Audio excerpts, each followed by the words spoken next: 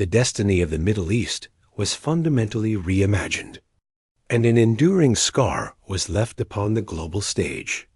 By the dawn of the initial Muslim expansion, those explosive opening salvos, which were primarily led by the iconic Khalid ibn al-Walid across the Syrian and Iraqi theaters, were chronicled by us in our first season. Deep into the Arab thrusts into North Africa, Iran, Egypt, and Anatolia is where this second chapter will take you. The step-by-step transformation of the Rashidun Caliphate into the region's unrivaled titan will be vividly illustrated, because an immense sacrifice of labor and time is required to bring these epic documentaries to life. Your support through liking the video, dropping a comment, or passing this along to a comrade would be deeply appreciated. The perfect jumping-off point is provided by sketching a portrait of the early Islamic military machine. From the blood-drenched sands of Ajnadain in 634 to Alexandria's capitulation in 641, the seasoned legions of two massive superpowers were systematically dismantled by Islamic forces units that were frequently tiny to the point of absurdity in one shocking triumph after another. What was the hidden formula? By what methods did these pioneer Muslim combatants wage war, and through what miracle was a caliphate of such staggering proportions forged with lightning speed? Arabia itself was a hotbed of singular brutality, much like other ancient or medieval centers of human progress. However, it should not be measured against the sprawling, overbearing empires on its flanks, the very ones by whom its tribes were often manipulated like puppets for imperial profit. Rather, the fierce wanderers of the great Eurasian steppe offer a much better parallel for the people of the desolate Arabian wilderness. The central pillar of one's existence was defined by clashing with rival factions and shielding the tribe from harm. The local ethos was profoundly molded by this savage reality. The razzia, a high-speed raiding party focused on seizing slaves.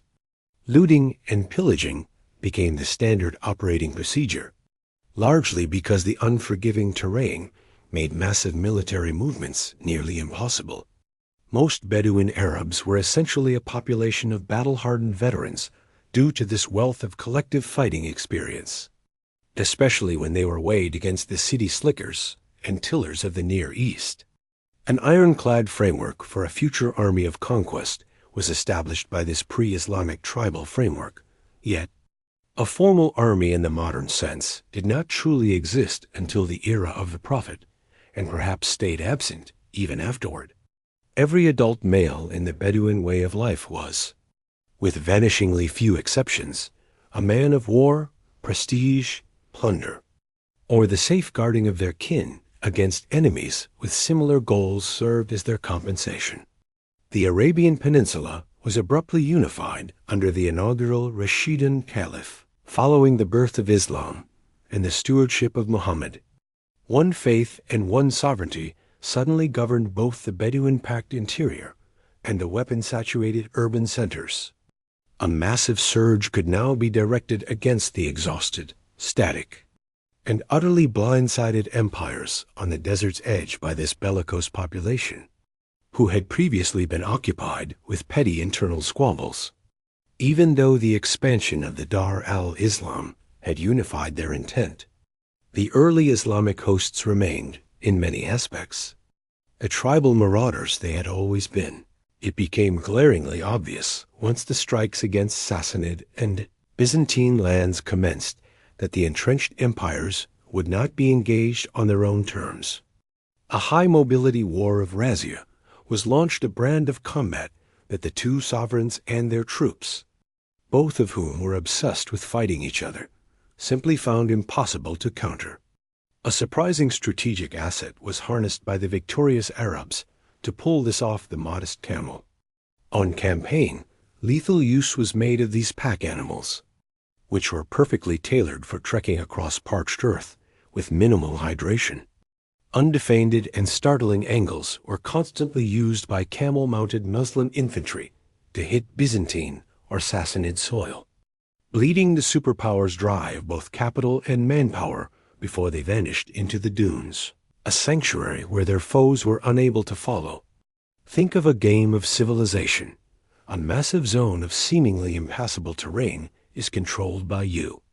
Sitting right beside your most vital, productive lands, no defenses are built there by you.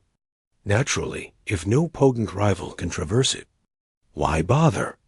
But then, your most essential heartlands are struck directly by a weaker competitor who has started cheating by ignoring that impassable zone. To make matters worse, you find yourself unable to pursue them through that landscape.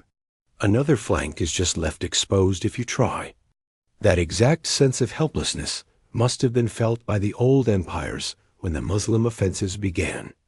The finest demonstration of this maneuver was perhaps executed by Khalid ibn al-Walid, who was arguably the most brilliant of the early Muslim commanders as he frustrated and drained a massive Sassanid imperial host. Khalid positioned his Arab troops before Hafir during a 633 offensive and enticed the Persian leader, Hormuz, who was then based at Kazima, into a confrontation. An grueling march was undertaken by Hormuz's heavy metal force to reach the spot. But the Persian general arrived only to find that the Muslims had already vanished into the wastes and were now sprinting toward Kazima. Hormuz was compelled to drag his mutinous, completely spent soldiers through a punishing countermarch to save such a vital point. His army was nearly broken by the time he arrived back near the settlement, barely capable of standing, much less battling, and in a wretched state in the meantime. Plenty of prep time had been granted to Khalid's forces by their relaxed, well-mounted trek back to Kazima. Hormuz's physically depleted and totally outclassed army was soundly demolished by the refreshed Muslim ranks in the subsequent Battle of Chains. Far less uniformity would have been displayed by a typical Arab combatant of this early expansion era than by a soldier of the Sassanid or Byzantine forces. Prominent roles were played by both cavalry and infantry, despite the fact that Arabia was famously short on quality horse-breeding land. Furthermore, the boundary between foot sloggers and mounted warriors was frequently blurred. Mounted troops might step down to fight as infantry, depending on the requirements of the moment, while horses or camels often transported what might be called mobile infantry into the fray. The Rashidun Caliphate did not issue gear as a state. Instead, equipment which was relatively consistent for both foot and horse was acquired and provided by the individual clansman or fighter. That being said, support might be offered by wealthy patrons, neighbors, or kin to any warrior too impoverished to kit himself out. However, top-tier gear remained a rarity in those early days, even for the affluent within Muslim circles. Nothing particularly revolutionary was found in the Muslim arsenal during their wars of growth.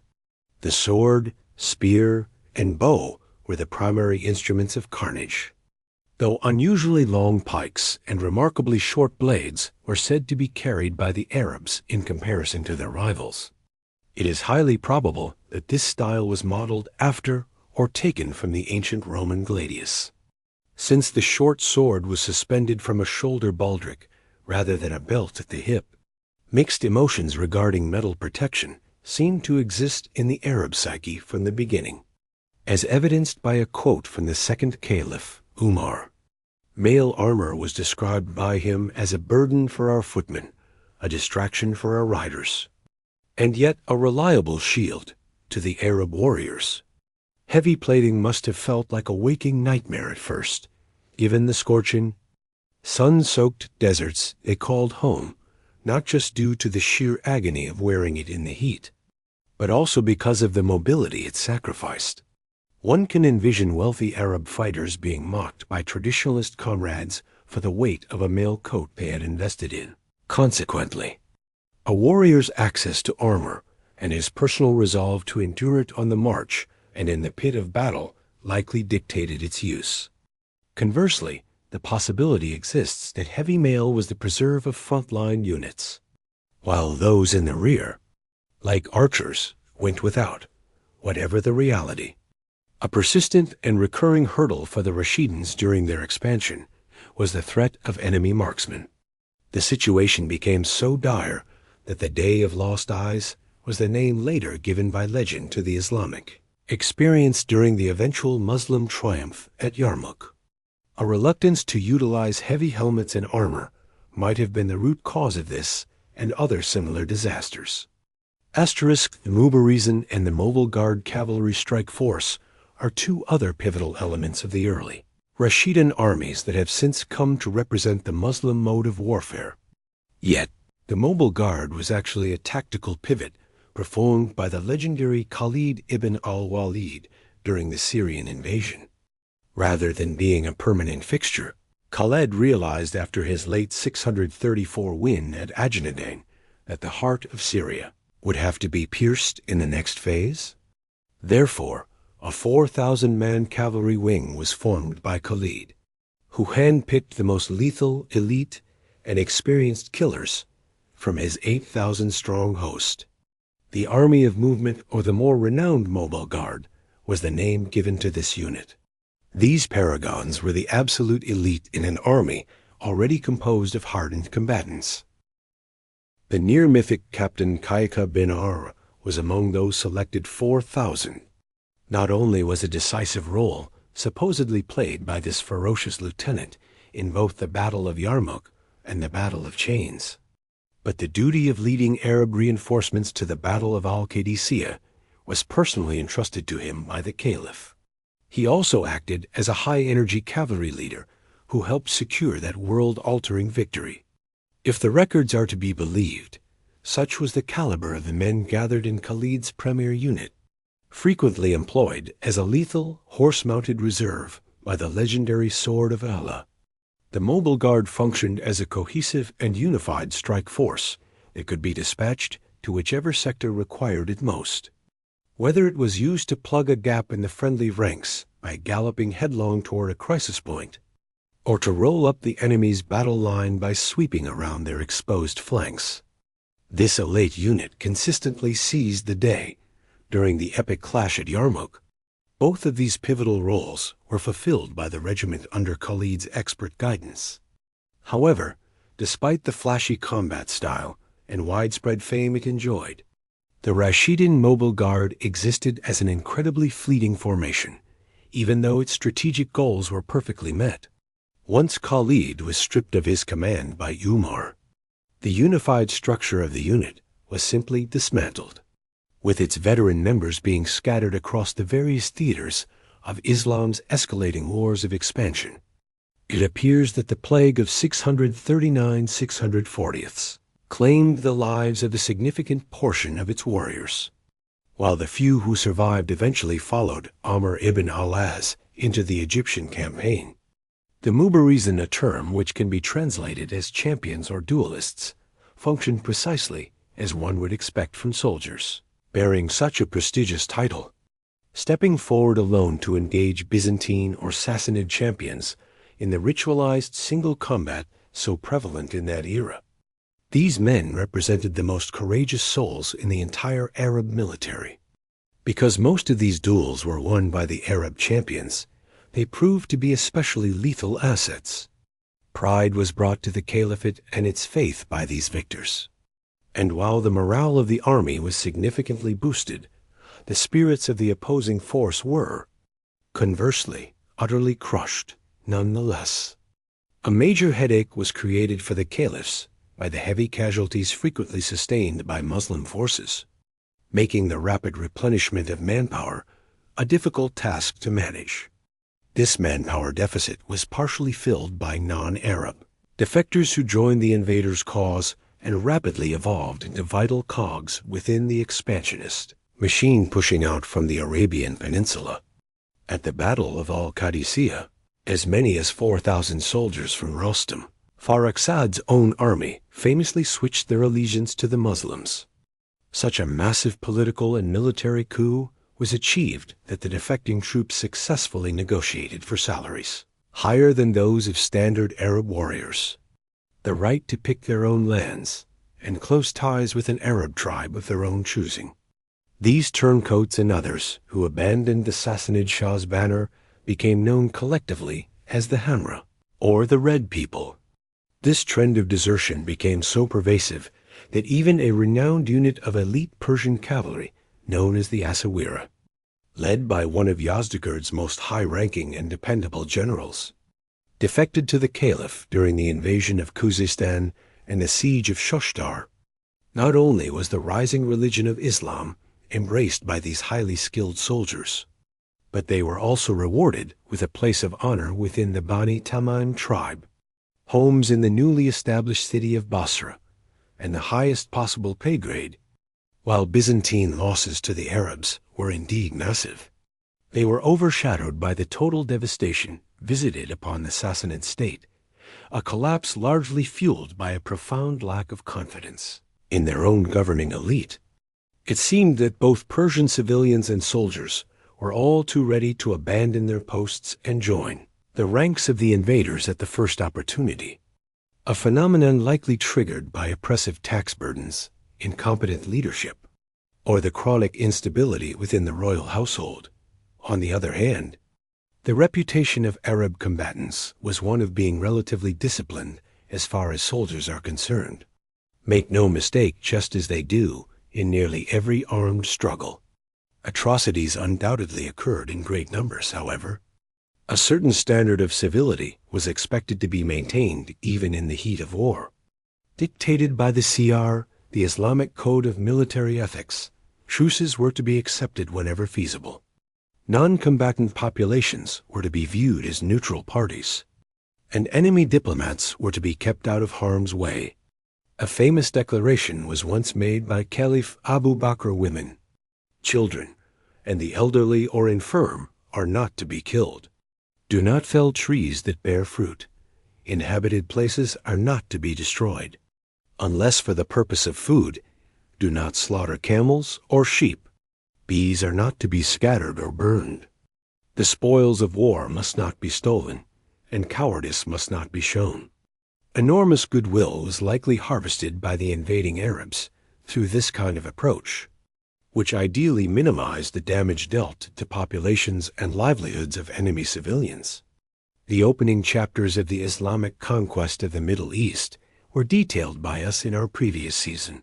Beginning in 633, the Sassanid Empire in Mesopotamia was targeted by a campaign led by the Rashidun general Khalid ibn al-Walid. After the borders of the Eastern Roman Empire were reached following a sequence of triumphs, Khalid pushed into Syria and secured several more decisive victories, the climax of which was the Battle of Yarmouk, which saw the vast majority of the region fall under the Caliphate's sway. In southern Mesopotamia, however, a counteroffensive was attempted by the Sassanid Empire, setting the stage for the Battle of al-Qadisiyah.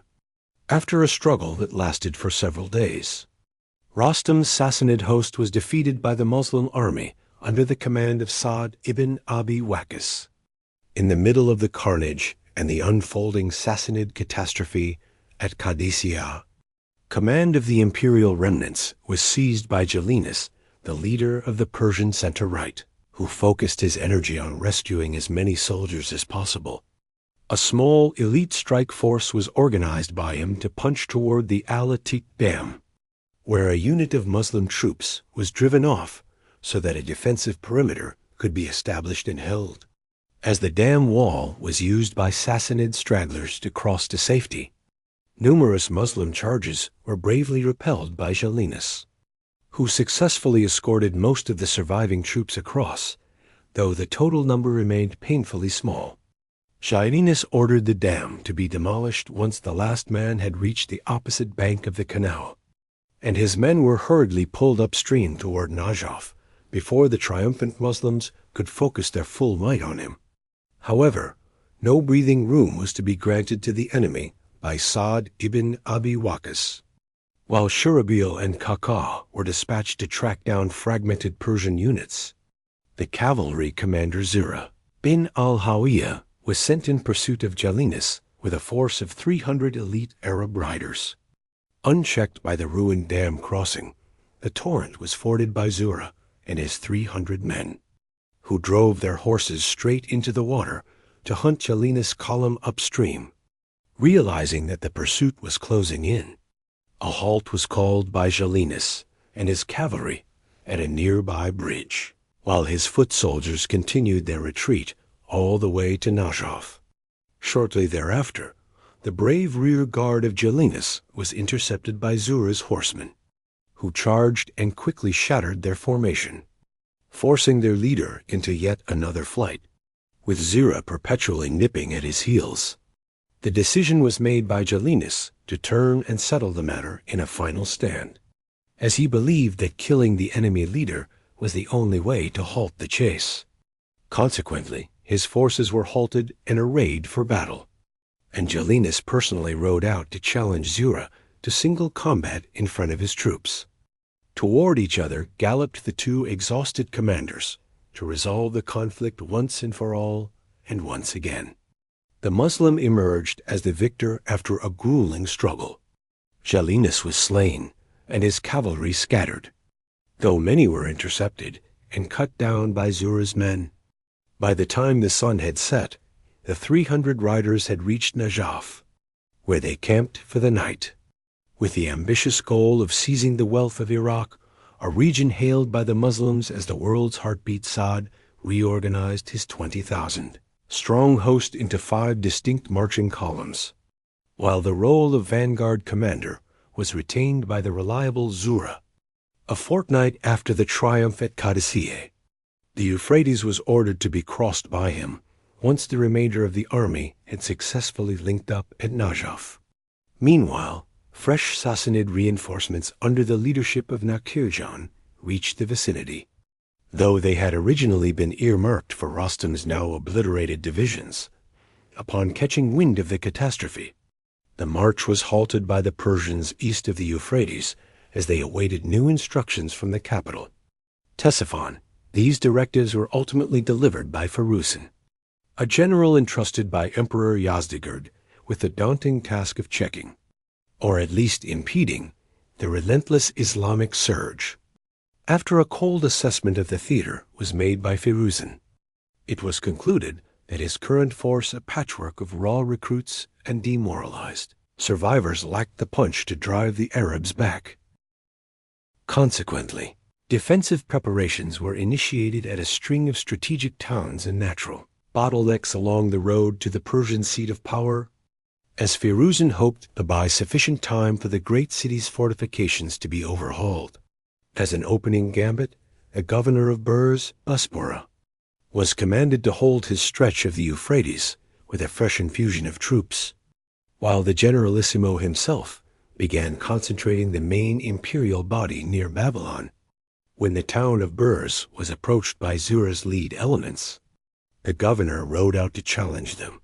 In the brief skirmish that followed, the Sassanid blocking force was shattered, and Bospora himself was mortally wounded, eventually succumbing to his injuries during the retreat. Following this setback, the local leadership opted for a policy of appeasement with the Caliphate, and an agreement was reached to provide the invaders with logistical aid and vital intelligence. From these newfound informants, it was learned by Zura that the formidable Sassanid main army, along with several prominent aristocrats, was indeed waiting across the Euphrates at Babylon. This high-priority intelligence was funneled back to Saad at Najaf, while Zura remained stationary, waiting for the 4 trailing divisions to close the gap. Once the full weight of the Muslim army was felt, the advance on Babylon began in earnest, sometime during December 636. A short but savage clash on the riverbank resulted in the crushing of Firuzan's army. Among the defeated, the general Hormuzan managed to escape south with his personal retainers to his ancestral lands in Awaz, while the rest of the force, led by Firuzan, executed a disciplined withdrawal northward, dropping garrisons at Dir Kab and Sura to slow the chase. Once more, the pursuit was spearheaded by Zura. Despite the fierce resistance offered by the Sassanid defensive lines, they were systematically overcome at Dir Kab, Kuza, and Sura during his unyielding drive toward the capital by early January 637. The outskirts of Valujisera, a key hub within the greater Ctesiphon complex, were reached by the Muslim leader, where he was once again reinforced by the arrival of the main army, to the desert-hardened Arabs, whose largest settlements were but a drop in the bucket compared to this. The Persian metropolis was a sight beyond their wildest dreams. Ctesiphon was far more than a single urban center. Over the rolling centuries, it had morphed into a sprawling megalopolis comprising roughly 7 grand districts. Because of this unique geography, the Persian heartland was dubbed Maidan by the Arabs, which literally translates to the cities. On the western banks of the Tigris stood Veyar-Dashur, Seleucia, and Valujisera, while Ctesiphon proper, along with several smaller satellites, occupied the eastern shore. For the approaching Arab forces in 637, the most awe-inspiring spectacle was likely the 40-meter-high Arch of Khosrow, a feat of engineering that stood unrivaled across the globe at that time. Although the Muslim advance had not been halted by Firuzan, his delaying maneuvers had served their purpose. The western sectors of Yazdegerd's capital were now ringed by a profound defensive ditch, bolstered by manned bunkers at fixed intervals. Furthermore, a massive battery of catapults and ballistae was concentrated within. Veyar-Dashur, the primary sub-city on that side of the river by the Sassanid Shah and his military planners. Shortly after the arrival of the vanguard, an assault on Madain was ordered by Zura, but his ranks were immediately lashed by massive stones and bolts launched from the artillery engines within Veyar-Dashur. Heavy casualties were sustained, and the Muslim units were forced to pull back out of the line of fire. Scouting parties were sent out to probe for a weak point, but the Persian defensive trench was found to be impenetrable at every turn. At this juncture, Saad reached the front and took the reins, deciding immediately that the lives of his warriors would not be squandered on suicidal charges against such formidable works. Instead, a blockade was established around every district of Madain west of the Tigris. As the Muslims dug in for a protracted siege, however, a passive victory was not enough for Saad. To accelerate the surrender of the unbelievers, every possible measure was taken to choke off the western bastion's food supply. Raiding parties were dispatched into the rural hinterlands by his lieutenants to secure sheep and cattle for the army's use, while simultaneously preventing any provisions from slipping into Veyar-Dashur. Thousands of local farmers were taken as prisoners of war during these sweeps, however. Through the diplomatic intervention of a regional headman who had already bowed to the Caliphate, these captives were granted their freedom on the condition that the jizya tax was paid. Furthermore, their property and lives were placed under a guarantee of protection, a gesture that won the Muslim invaders significant political capital with the local peasantry. Throughout the months of the investment, the Sassanid war machines amassed by Yazdegerd's generals continued to harass Saad's warriors, though the losses remained relatively minor. In a stroke of bad luck for the Persians, a group of their own engineers defected to the other side, gifting their new masters with at least 20 sophisticated artillery pieces of their own. When these engines began raining projectiles back into Ctesiphon, the dense packing of soldiers and civilians meant that the destruction was horrific. Moreover, the sheer fact that the Muslims now possessed such high-tech weaponry, which had previously been an exclusive Persian advantage, caused morale inside the city to plummet. By the middle of March 637, the conditions within western Madain had reached a breaking point. Starvation claimed the lives of hundreds of Persian non-combatants, while many others were forced to subsist on stray dogs and cats to cling to life. Driven by these desperate straits, a single strike force was assembled from the Sassanid troops not currently guarding the trench, and a final frantic sortie was launched beyond the walls. The Muslims formed up to meet the challenge in the open field, and a brutal melee ensued.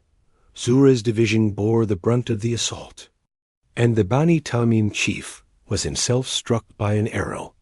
Despite the wound, a valiant counteroffensive was led by him, culminating in his personally slaying the commander of the Persian strike force, after which the surviving defenders scrambled back behind their ditch.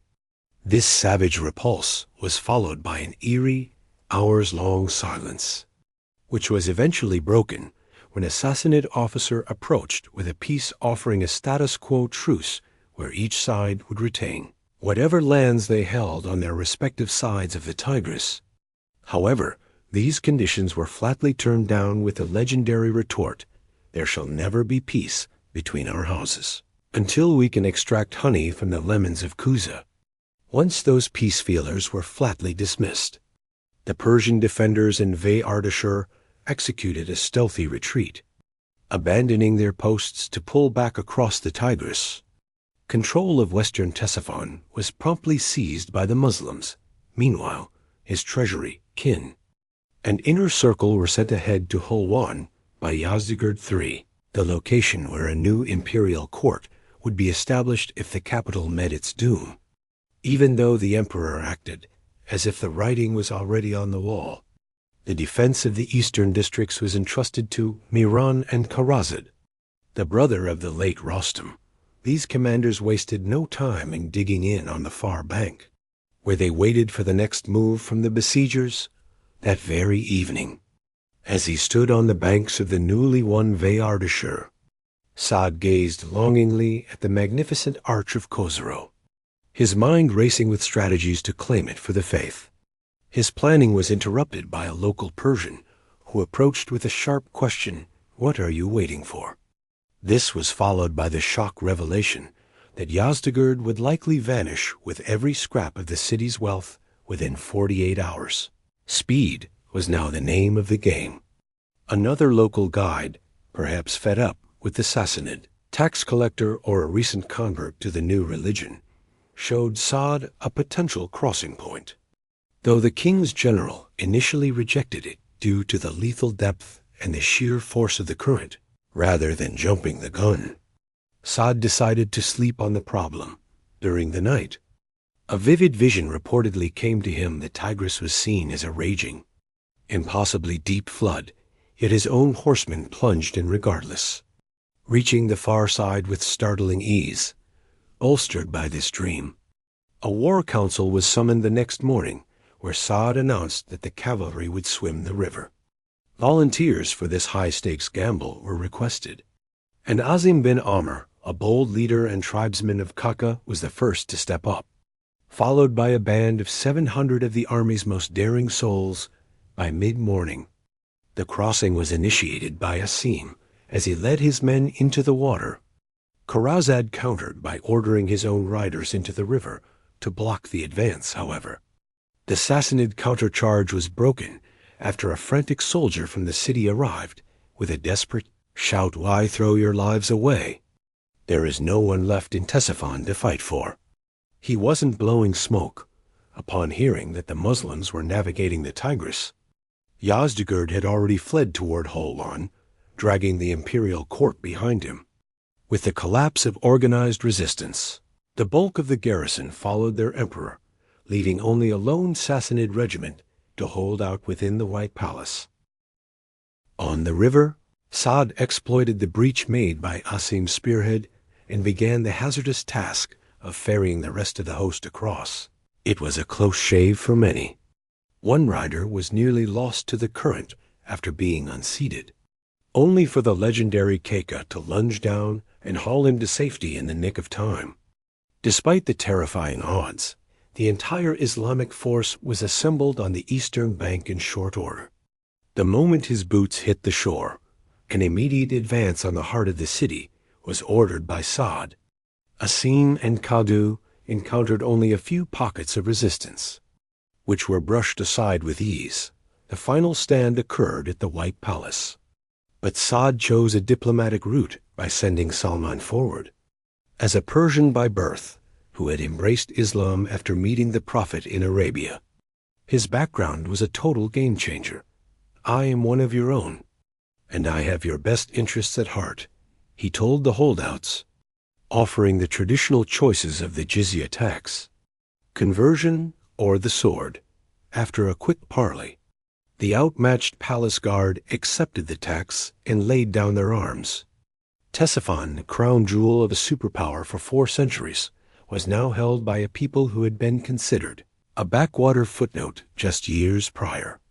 Almost immediately, the captured city was exited by galloping columns of riders under Kaka and Zura, who fanned out in pursuit of the retreating foe. The loot was off the charts: priceless blades and suits of armor belonging to the Turkish Kagan, the Byzantine Emperor Heraclius, and other global titans were among the spoils. Gold, imperial regalia, and precious gems were now in Saad's hands, along with the empire's vast wealth. The fall of the capital triggered the first major wave of Persian conversions to Islam, a transition largely championed by Salman the Persian. While the Suwad and Ctesiphon were lost to the Sassanid dynasty, the struggle would continue as the Persians prepared to defend their ancient heartland behind the Zagros Mountains. Meanwhile, the Syrian theater was last left by us in the wake of the massive Roman defeat at Yarmouk. His forces spent a month recovering at Jabia, nursing their wounds and tallying the spoils. The few survivors of Heraclius' army had scrambled north to safety, leaving the Palestinian landscape wide open to the invaders. With no organized resistance to block his path, a war council was convened by Abu Ubaidah in October 636 to plan their next move. A debate broke out over the target some pushed for assault on the strategic hub of Caesarea. This coastal fortress was a double-edged sword. The Roman navy could resupply it indefinitely, making it a potential springboard for a counteroffensive. Yet its fall would signal the end of the campaign for Palestine. Others, however, looked inland toward Jerusalem, a target that was far more tempting for its symbolic weight. Not only could the city be easily choked off and starved, but the loss of their most sacred site would be a total gut punch to Roman Christian morale. When a consensus couldn't be reached, the decision was outsourced to Caliph Umar. The order was brief: take Jerusalem. Abu Ubaidah immediately marched the host toward the holy city. Realizing the danger, Patriarch Sophronius quietly evacuated the most precious Christian relics, the true cross, included to Constantinople via the sea. Khalid's mobile guard reached the gates first in November, forcing the Roman garrison to dive behind their walls, though the fortifications had been beefed up after the Yarmouk disaster. The 5 commanders Khalid, Abu Ubaidah, Amr, Yazid, and Shurabil successfully locked down every exit. This uneventful siege dragged on for 4 months, but the pressure inside eventually reached a boiling point. In March 637, a surrender was offered by Sophronius, but on one condition: the treaty had to be signed in person by Umar himself. Once the specifics of the situation were weighed, a clever ruse was pitched by Shurabil Khalid, who bore a passing resemblance to the sovereign, should masquerade as the caliph to coax an immediate capitulation. This gambit for a quick win fell flat the following morning, however, as the Levant had become far too familiar with Khalid's face by this stage of the war. Following the collapse of the deception, a dispatch was fired off to Medina by Abu Ubaidah to clarify the deadlock. After a grueling trek from the heart of Arabia, Caliph Umar eventually arrived on the outskirts of Jerusalem a few weeks later. A frosty reception awaited Yazid and Khalid, who had turned out in opulent silk attire to greet their leader. This display of wealth deeply offended Umar, a man who championed a minimalist lifestyle and detested luxury. Pebbles were snatched up and hurled at the 2 bewildered commanders by the irate caliph, who roared, "Shame on you for such a greeting. Barely 2 years have passed since you first ate your fill." The caliph's temper was soon cooled, however, when it was pointed out by Shurabil and Khalid that their battle gear and blades were still strapped on beneath the fancy robes. With the theatrics out of the way, the heavy lifting of diplomacy began. and a deal was brokered with Sophronius that saw the gates of Jerusalem swung open to the Muslims by the end of April, while the Covenant of Umar, a pact allegedly granting Christians protected status and religious freedom in exchange for the jizya, is often cited. Its historical authenticity remains a subject of debate. Once this crown jewel of the Christian world was secured, the Caliph held a final war council with his brass and headed back to Arabia. The Islamic host was subsequently trifurcated. The task of mopping up and garrisoning Palestine fell to Shurabil and Amr, while a siege of Caesarea was undertaken by Yazid. Simultaneously, the invasion of northern Syria was spearheaded by Abu Ubaidah and Khalid, with the regional outlook appearing bleak in the wake of the Yarmouk bloodbath. A retreat into Anatolia was executed by Emperor Heraclius, who sailed from Antioch to shore up the Byzantine heartland. It is said that as his vessel pulled away, a final lament was uttered by the emperor. "Farewell, Syria, a long goodbye to my beautiful province. You belong to the foe now. What a prize you shall be in the hands of the enemy, despite this abandonment by the crown." A stubborn refusal to buckle was shown by several Roman garrisons marching from Jerusalem. A 17,000-man force under Abu Ubaidah and Khalid moved without opposition to Damascus and pushed even deeper north to Emesa. From that position, Khalid was detached with his premier mobile guard to strike Chalkis, the site of modern Kinisrine, but a 7,000-man interceptor force led by the local Roman prefect Minas met him on the plains of Hazir. A three-pronged defensive line consisting of two wings and a center was established by Minas, who personally led from the front. A fierce cavalry melee was ignited when Khalid's Arab horsemen charged the Roman lines. Minas was cut down in the thick of the fray after only a brief struggle, triggering a wave of vengeful fury among his devoted troops, even though they were outmatched in numbers. The Romans fought the Muslims tooth and nail in a brutal head-on collision, even managing to nudge them back, though they overextended their formation in the heat of the moment.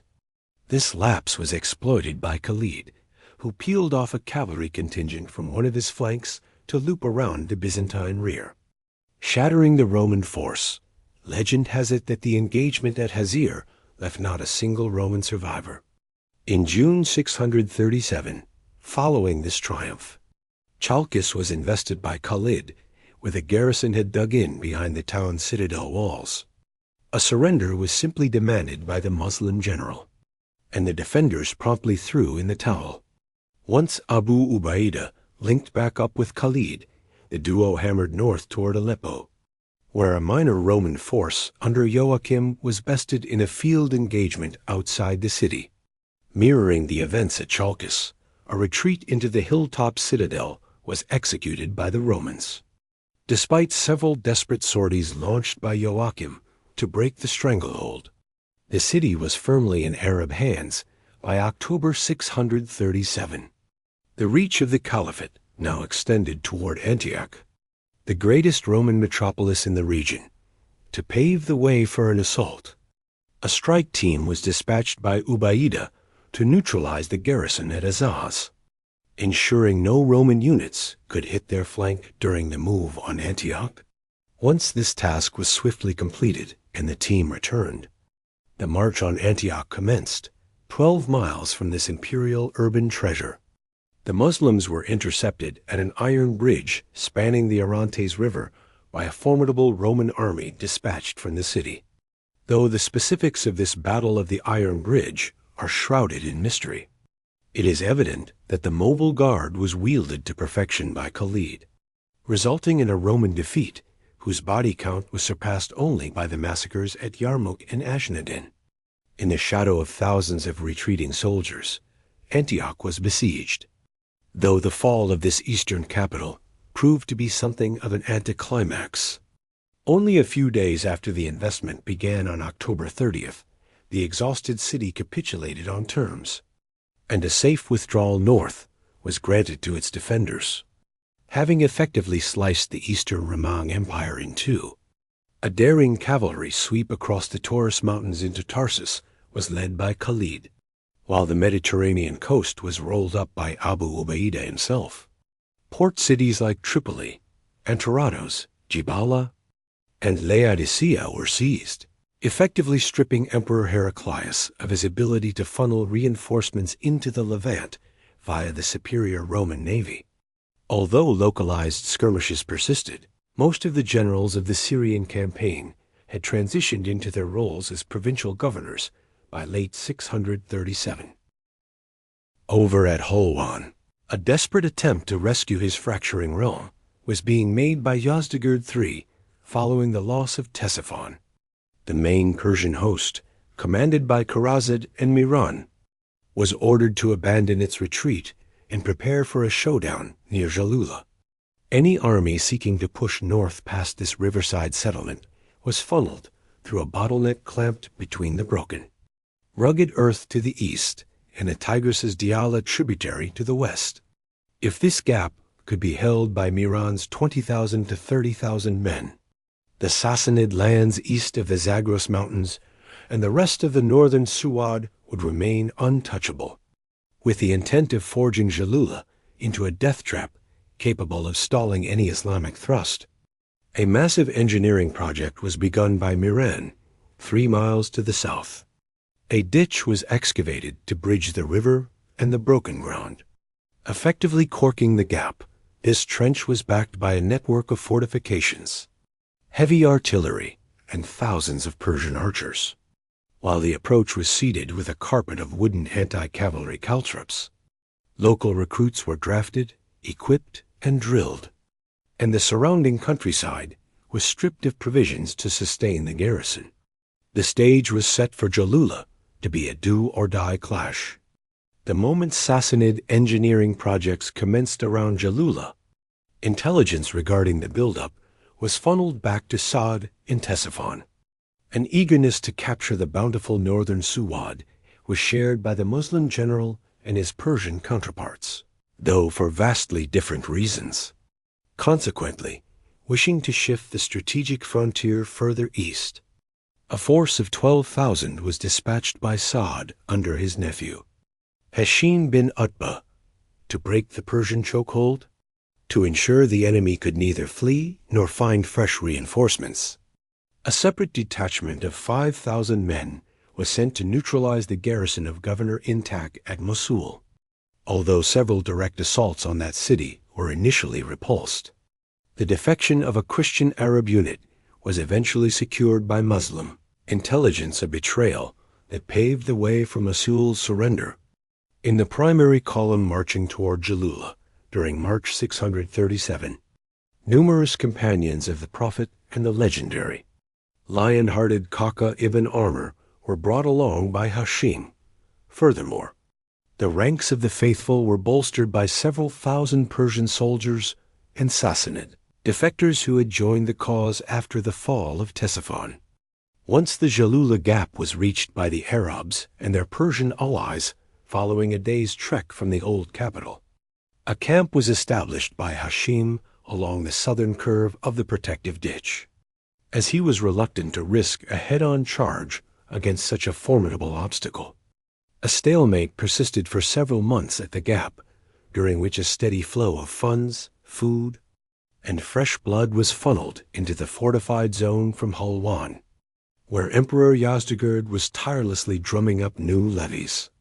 Realizing that time was an enemy that would only sharpen the Persian sword, several attempts to storm the trench were ordered by Hashim, even though the wooden caltrops laid by Miran failed to trip up the Arab horsemen. These pushes were ultimately repelled by the sheer volume of fire from Persian missile troops. In the wake of these skirmishes, the wooden barriers were upgraded to more lethal iron spikes by the Sassanids. Offensive maneuvers were temporarily abandoned by the Muslims, who had become discouraged by their inability to pierce the Persian perimeter. This lull provided Miran with a golden opportunity to seize the initiative. Using the constant stream of new troops arriving from the emperor, frequent sorties were launched by the Persian general against Hashim's lines.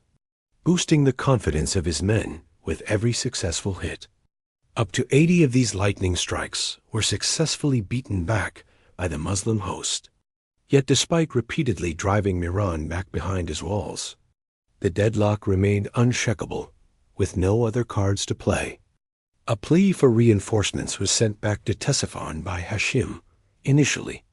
A mere 600 foot soldiers and 400 riders were sent by Sa to stiffen the lines at Jalula, a number that barely made a dent in the casualties sustained over 8 months of attritional warfare. Soon after, however, the force was augmented by another 500 cavalry, including several seasoned Arab tribal leaders who had previously crossed swords with the Caliphate during the Ridda Wars. Emboldened by the failure of the Muslims to crack their shell and reinforced by Yazdegerd's latest levies, the Persians decided to strike first before Hashim's strength grew any further. Miran realized that a victory of attrition was unlikely. Rather, a decisive, crushing blow in the field was required to send the invaders packing. Preparations for a massive sortie were accelerated.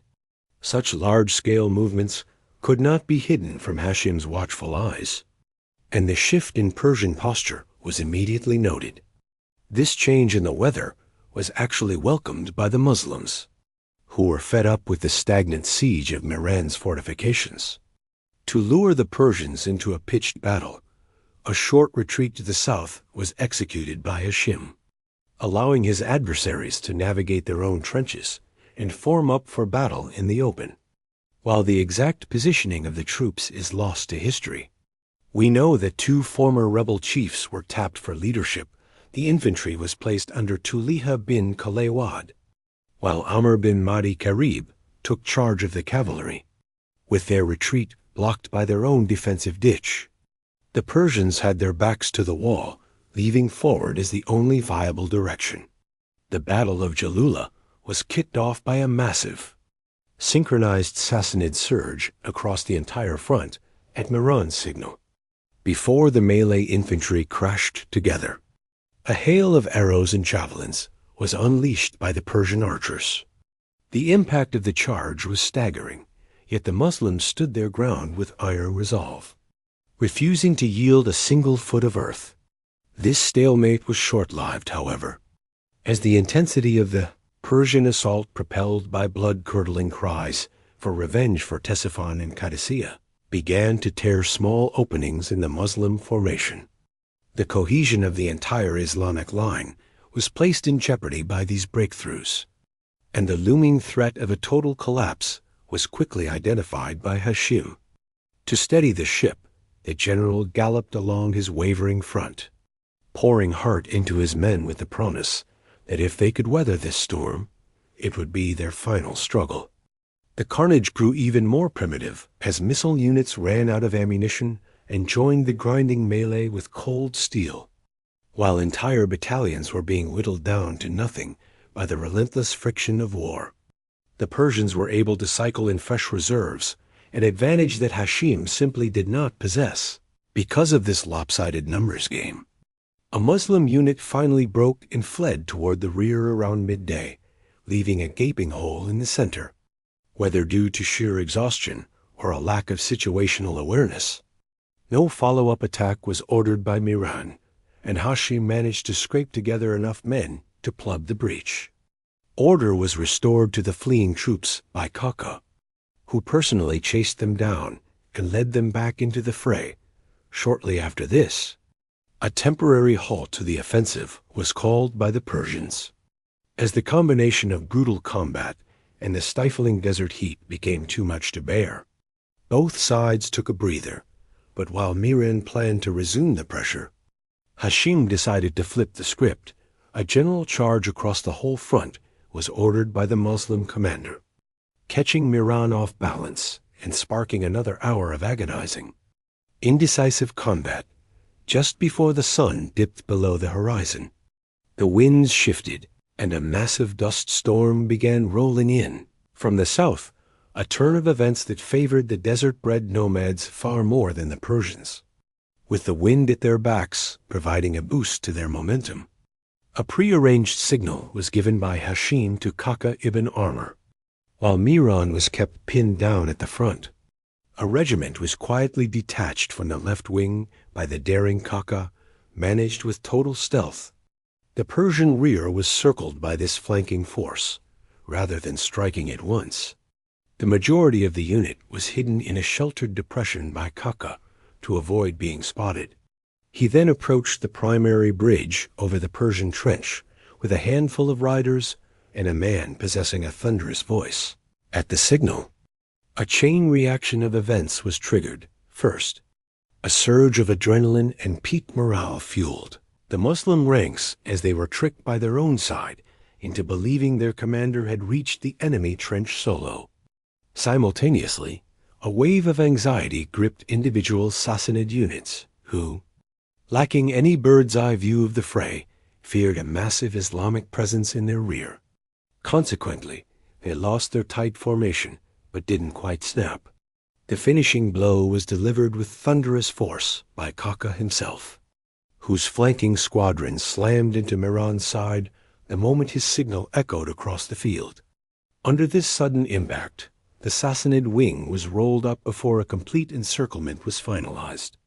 Yet, even in the face of a hopeless, unwinnable trap, the Persian legions remained incredibly steadfast and refused to buckle entirely. Throughout the day, the encircled but defiant troops of Miran were relentlessly hammered by the Muslim forces, who paid for every inch in blood. But at the end of the day, the Sassanid soldiers reached their breaking point.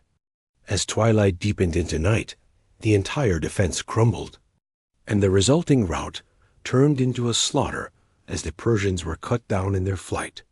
A horrifying number of them perished when they were driven by Hashim's army into their own ditch and onto the very iron spikes they had planted. By the time Jalula fell in December 637, nearly half of the Sassanid host had been wiped out. With the remnants, including the town's garrison, scrambling toward Halwan, the chase was taken up by Kaka, who bested the retreating survivors at Kanikin before laying siege to and seizing Halwan in January 638. This forced Emperor Yazdegerd to seek refuge beyond the Zagros Mountains. When a request to push deeper into the Persian heartland was sent to the Caliph by a triumphant Kaka, Umar was having none of it, forbidding any further advance.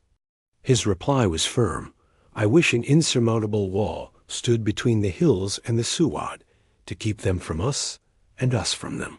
We have quite enough in the fertile Suwad, and I value the lives of the faithful over the riches of conquest."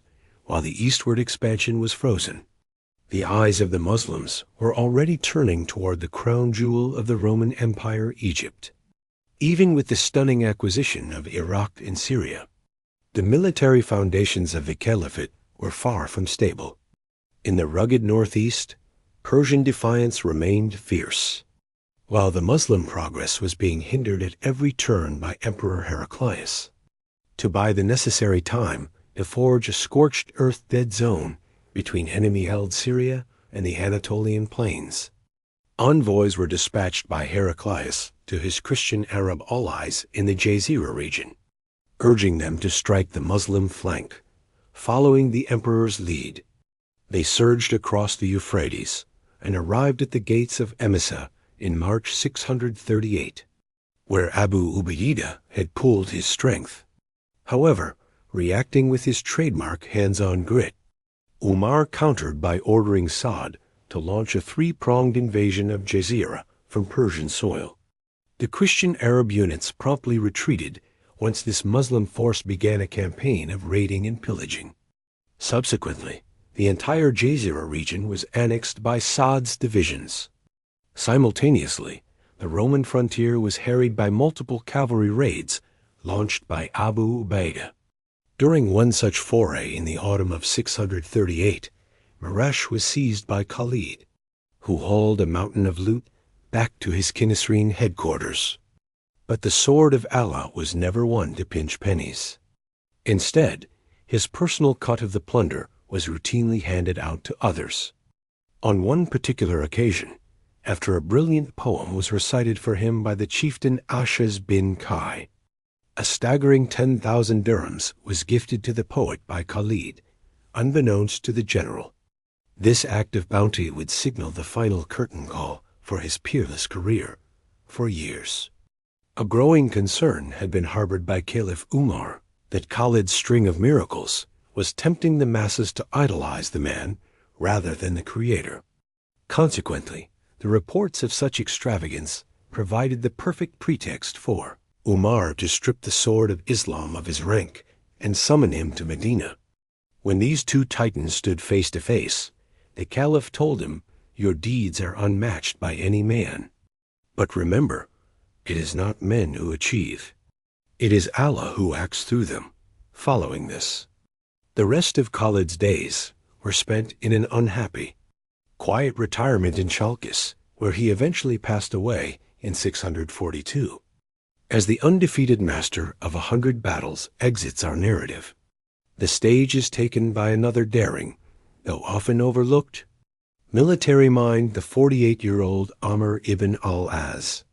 Having distinguished himself at Yarmouk, Ajnadain, and beyond, Amr was appointed as the ruler of Palestine by Abu Ubaidah. Upon taking the reins, Gaza and several other Roman holdouts were forced to surrender by Amr, however. The Levant was soon ravaged by a lightning-fast plague in early 639. Unprepared for such a biological catastrophe due to their desert upbringing, the Arabs died in droves, including the high-ranking Shurabil, Yazid, and Abu Ubaidah himself, in the vacuum left by Yazid's passing. His younger brother Muawiyah was tapped as the new governor. Amr, a survivor of the pestilence, was granted overall command and opportunity. He used to pitch a bold vision to the Caliph. Having traveled to Alexandria frequently in his youth, the immense wealth of the Nile was well known to Amr, who was convinced it would be a soft target. A plan to seize Roman Egypt was laid out before Umar, with the general confidently asserting it is the most prosperous of lands, yet the most pathetic at defending itself. Though Umar was initially hesitant, fearing that the task was being underestimated after years of war and disease, he was eventually swayed by the persistence and silver-tongued logic of his general. Given a lean force of just 4,000 riders, Amr departed Jabia in the dead of night under a secret condition if a command to retreat reached him before he crossed the border.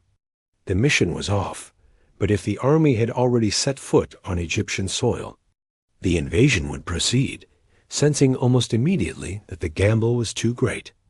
A messenger on a fast camel was dispatched by Umar with a sealed order to abort. When this letter finally caught up to the general at Rafah, a mere stone's throw from the border, Amr realized that his grand expedition was on the verge of being strangled in its cradle. Amr took a calculated gamble by keeping the dispatch sealed until his boots were firmly on Egyptian soil. Thus, when the caliph's orders to abort were finally read, the general cleverly argued that the mission could proceed since the border was already behind them. This ancient storehouse of global wealth stood on the brink of collapse, crippled by military neglect and deeply alienated from the central authorities in Constantinople due to long-simmering religious and cultural friction. The primary wedge was driven by the fact that the Copts, Egypt's indigenous people, clung to a theological tradition at odds with the imperial church. A deep sectarian rift was made inevitable by Emperor Heraclius, who pursued anyone labeled a heretic with relentless zeal.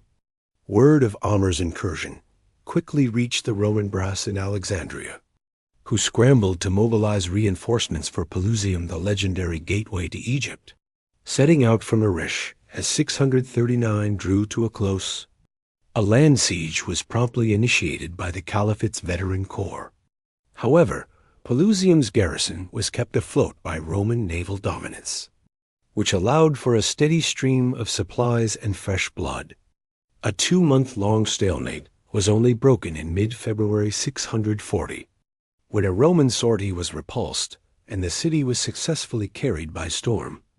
Following the fall of Pelusium, an event that sent shockwaves through the halls of power in Alexandria, the eastern edge of the Nile Delta was traversed unopposed by Umar until he reached the outpost of Bilbais. A 1-month blockade was endured by the defenders there, a delay that bought the Romans precious time to reorganize their defenses.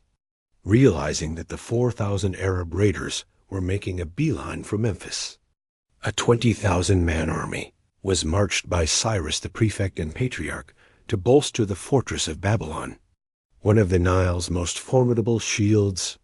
Babylon was held by a 5,000-man garrison and commanded by Augustulus Theodorus. Its massive walls reached heights of 60 feet and boasted a thickness of 6 feet in several places. By the time the starving defenders of Bilbais were forced into submission in the spring of 640, an iron welcome had been prepared by the Romans for the coming assault. The Muslims skirted Heliopolis and arrived before the gates of Babylon in May. Due to the fortress's immense scale, only a fraction of Theodorus's legionnaires manned the walls, while the bulk of the force was entrenched behind a sweeping, deep ditch north of the citadel. This outer line was further strengthened by a perimeter of spikes. Though certain sections remained level to facilitate sudden sallies, upon sizing up the Roman might, a direct charge against the units guarding the trench was launched by Umar and his 4,000 men. The Muslims were swatted back with relative ease after a sharp melee, forcing them to finally settle into a formal camp, seeing that his strategy of pinning Theodorus down was bearing fruit. Daily harrying actions were mounted by Umar against the ditch positions to mask his numerical inferiority. His tiny force was split into multiple detachments and spread thin across the landscape. A 2-month deadlock ensued. The Roman positions were relentlessly probed by the Muslims. Yet the defenders remained hunkered down, presumably banking on a victory through sheer endurance. By July, the decisive opening Umar craved had yet to materialize, and his men were beginning to flag. Consequently, the man who had bragged that Egypt would be a walk in the park was forced to swallow his pride and petition the Caliph for help. Umar, rather than rebuking his optimistic lieutenant, raised and dispatched 4,000 veterans to finish the job, and they linked up with Umar a few weeks later. These fresh boots allowed the pressure on Babylon to be dialed up significantly. Roman casualties mounted, but the fortress's resolve remained unbroken. With even more hesitation, a second plea for aid was sent to Medina. This time, 4,000 more troops were sent under the command of Zubair bin al-Awwam.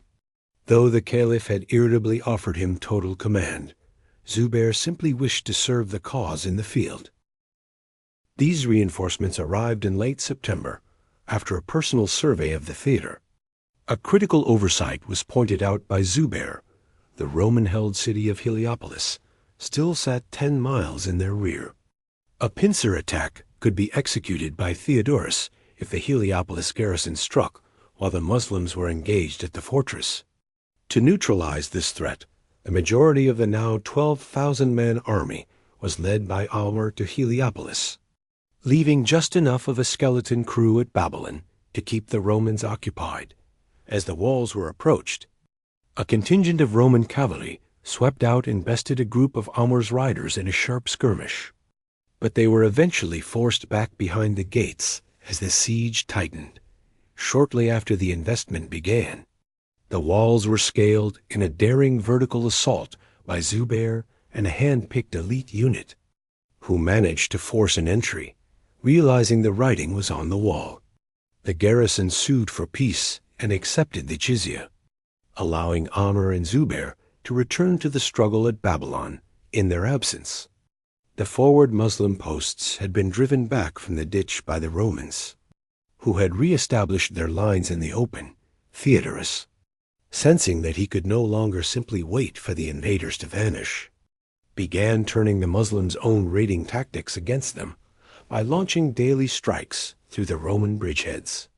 Though a higher body count was generally suffered by the Romans in these scraps, it was a price they could afford to pay unlike Amr, who had no such luxury. The status quo remained frozen until a bold plan was suggested to Amr by a respected officer named Kharija bin Huzafa. That night, a cavalry regiment was taken by Kharija to lay a trap behind a nondescript ridge on the eastern flank. After a stealthy approach, the Muslim horsemen lay in wait. Just as Huzafa had predicted, the Roman legions crossed the trench in force at dawn to deploy for a general engagement, and the Muslims formed up to meet them. Once the lines were set, a full-front assault was launched by Theodorus. Amr's troops began a suspicious, easy retreat from the fortress. It was a classic feigned withdrawal. Once the fighting had drifted far from the safety of the trench, Kharija's hidden riders thundered out from behind the ridge and seized the vital crossing points. Amr, seeing the trap had sprung, launched a ferocious counteroffensive that drove the Romans back toward their own lines. Upon the given signal, the Roman rear was slammed by Kharija's assault, hemming the defenders in and finalizing the encirclement, though many were cut down. A few Roman units managed to hack their way through Huzafa's line to re-secure the crossings. The battered remnants of the Roman army scrambled back across the ditch, chased all the way to the citadel walls by Amr's forces. A frantic struggle broke out in the shadow of the fortress until the massive gates were finally slammed shut from within. The survivors were the only fortunate ones, as the battlefield was left devoid of a single living Roman soldier. This crushing blow completely unnerved the Roman rank and file along with Cyrus, who lacked professional military training. To the prefect's mind, the conclusion of a peace treaty had become an absolute necessity. To tighten the noose even further, the defenses were softened up by Amr after he managed to acquire several catapults to hurl lethal boulders. As this bombardment began, the fortress, which was being supplied from the mid-river island of Rada, was abandoned by Cyrus, who relocated his residence to that very island. A dejected message was then dispatched by the Coptic leader to the Muslims, signaling his desire to negotiate, although a series of envoys were shuffled back and forth, and a lavish bribe was offered by Heraclius' viceroy in exchange for a Muslim withdrawal. The Arab leader stood his ground by presenting the standard 3 ultimatums embracing Islam: submitting to the jizya or facing the sword, while a policy of capitulation was favored by Cyrus. His Egyptian associates flatly rejected the idea. Consequently, the gridlock outside those impenetrable walls persisted. Since a diplomatic breakthrough with Cyrus proved impossible, a personal meeting with Theodorus inside Babylon was sought by Amr and a handful of his associates. A Roman soldier, however, sneered a scornful warning as the general entered. "You have walked in now, let's see if you can walk out." Correctly sensing that a plot to assassinate him upon his departure had been hatched, Amr managed to talk his way out of the trap by convincing Theodorus that he would return with even more high-ranking generals to join the conference. Despite these failed attempts at a peaceful resolution, the stalemate continued to hang over Babylon. Finally, in the middle of December, a breakthrough was spotted by the observant Zubair, because the bulk of the carnage had been concentrated on the northern side.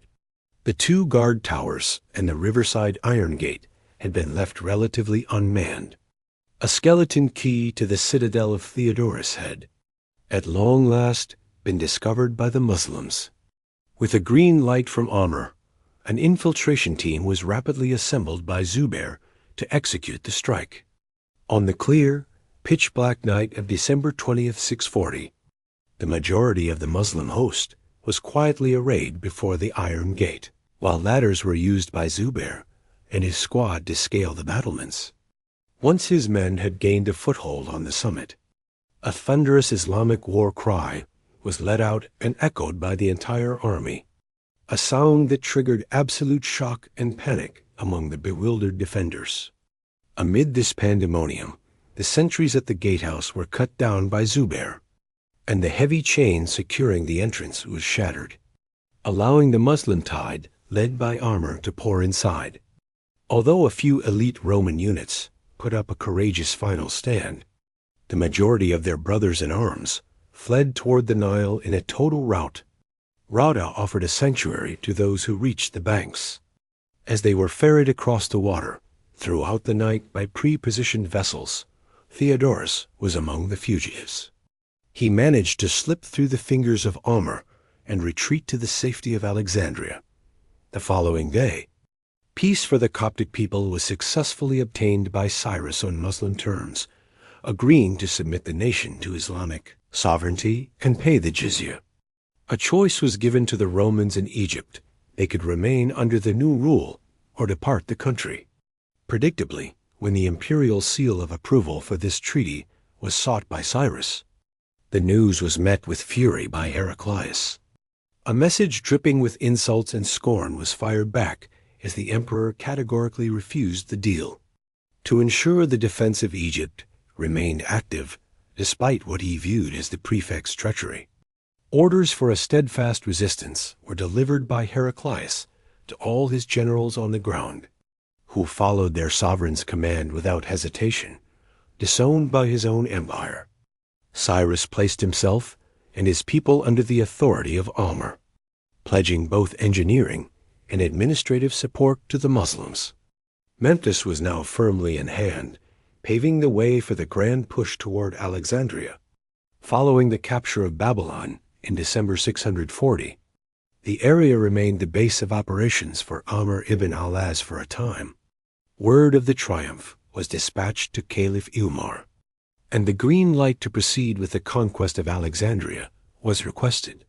This interval also allowed for some much-needed recuperation for the rank and file. Meanwhile, in Constantinople, several thousand fresh imperial troops were ferried across the Mediterranean to Egypt by the ailing and elderly. Heraclius, in response to the latest Yorkist-style disaster, their instructions were crystal clear: Alexandria must be defended at all costs. Upon landing at the provincial seat, the city's defenses were bolstered by these reinforcements, and the local garrison likely, under the leadership of Theodorus, as they fanned out to occupy strategic positions along the approach. Reports of these defensive maneuvers eventually traveled south to reach Umar simultaneously. The caliph's mandate arrived from Arabia. The seizure of Alexandria was to proceed. Consequently, a small force was left behind to maintain control over Memphis and hold Babylon, while the order to break camp was issued by Umar in February 641. The 12,000-man Muslim host began its northward trek.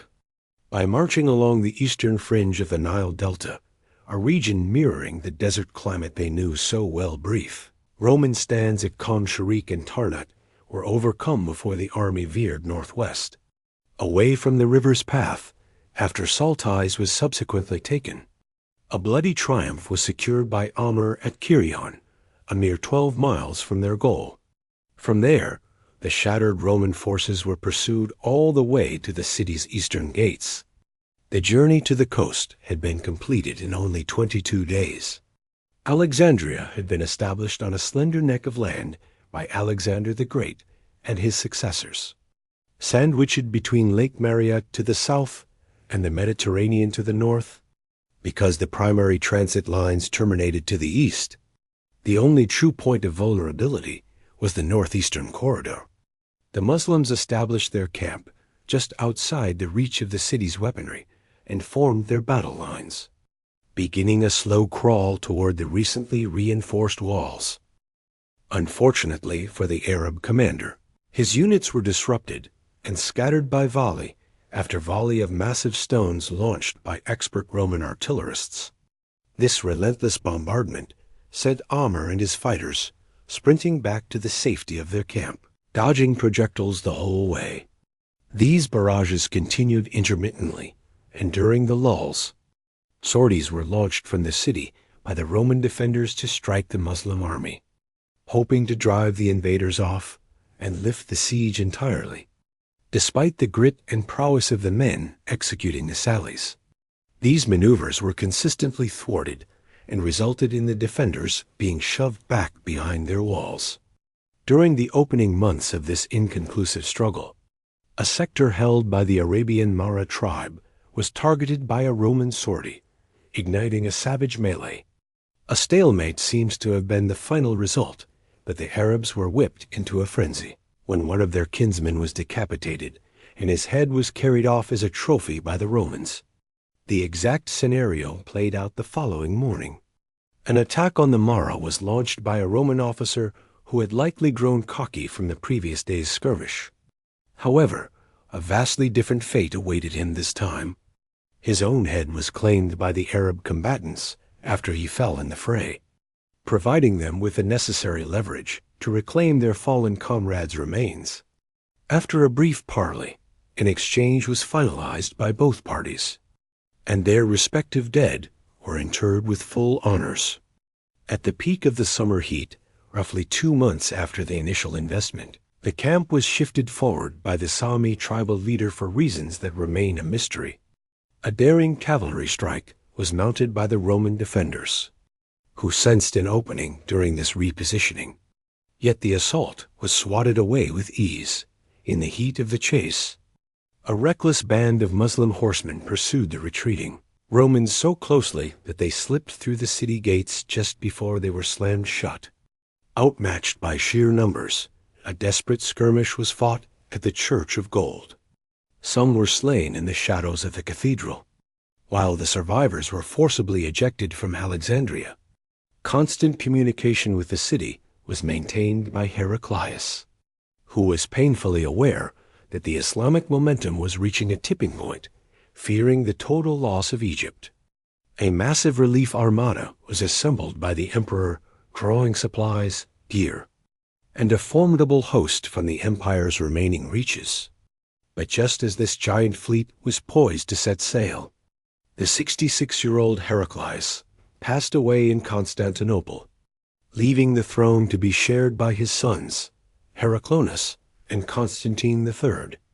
A wave of internal power struggles was triggered by this succession, occurring at the worst possible moment for the empire's defensive capabilities. While the senior emperor, Constantine, attempted to stabilize the crumbling Egyptian situation, his untimely demise shortly thereafter shattered those efforts.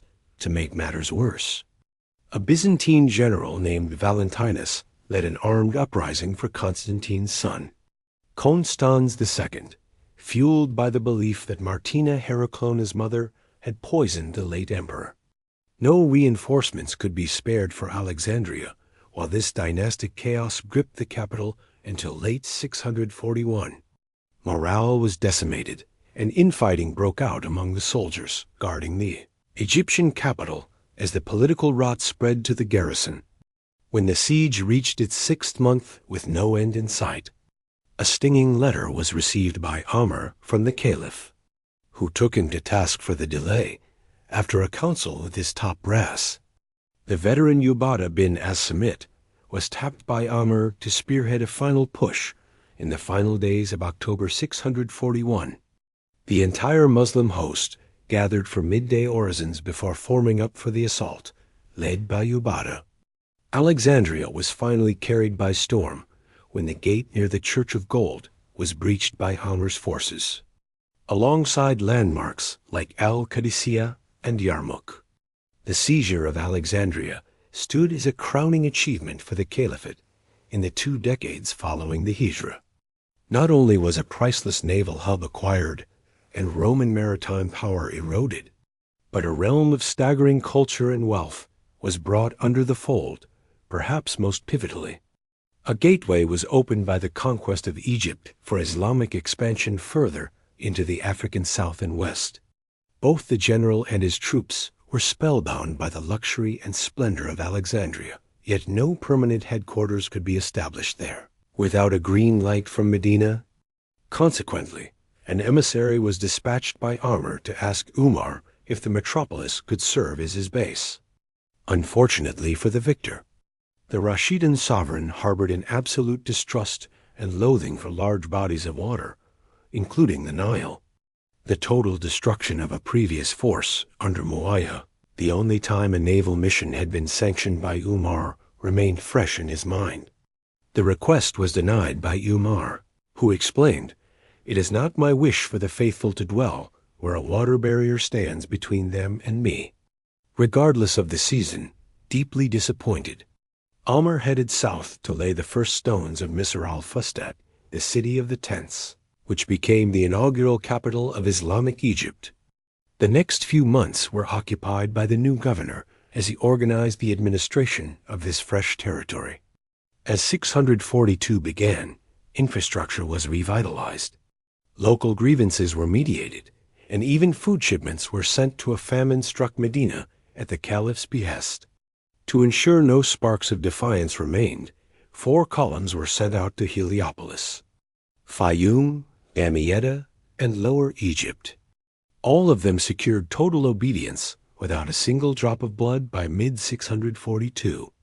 With Egypt firmly under his heel, the adventurous gaze of Amr ibn al-As turned toward Makuria, a Christianized Nubian kingdom to the south, ruled by King Khalid from the fortress of Dongola.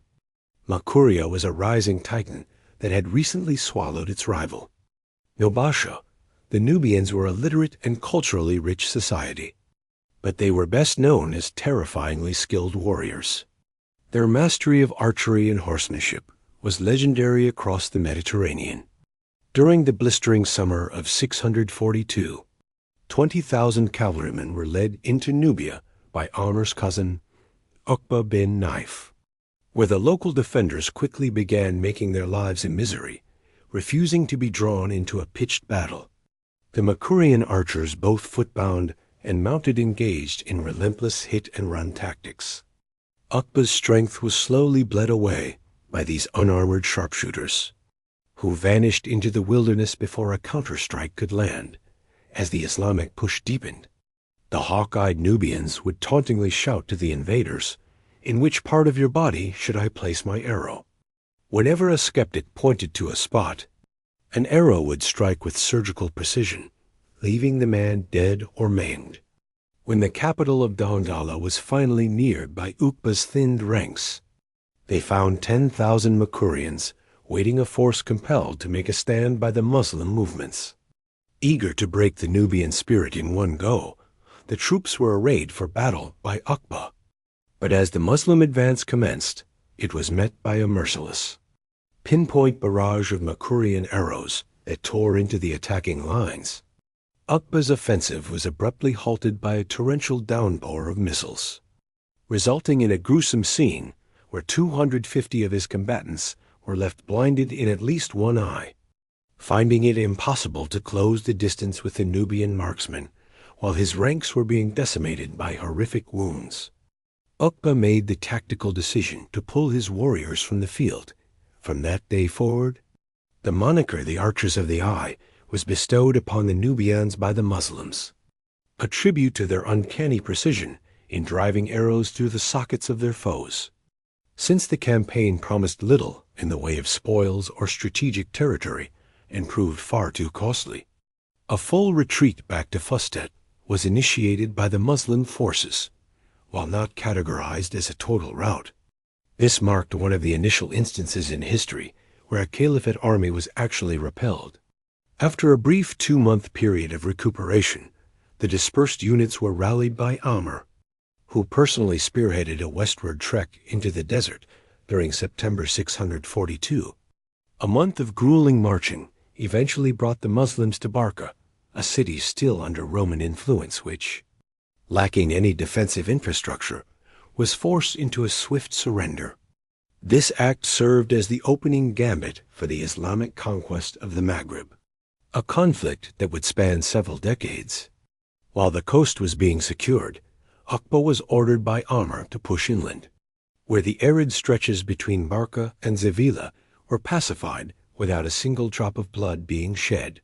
Because the impoverished locals proved to be law-abiding and consistent with their tax obligations, a decree was issued by Amr that a portion of the revenues from the Fezzan region be allocated to combat local poverty. By the spring of 643, a blockade was established around the Roman garrison city of Tripoli by the advancing Muslim army.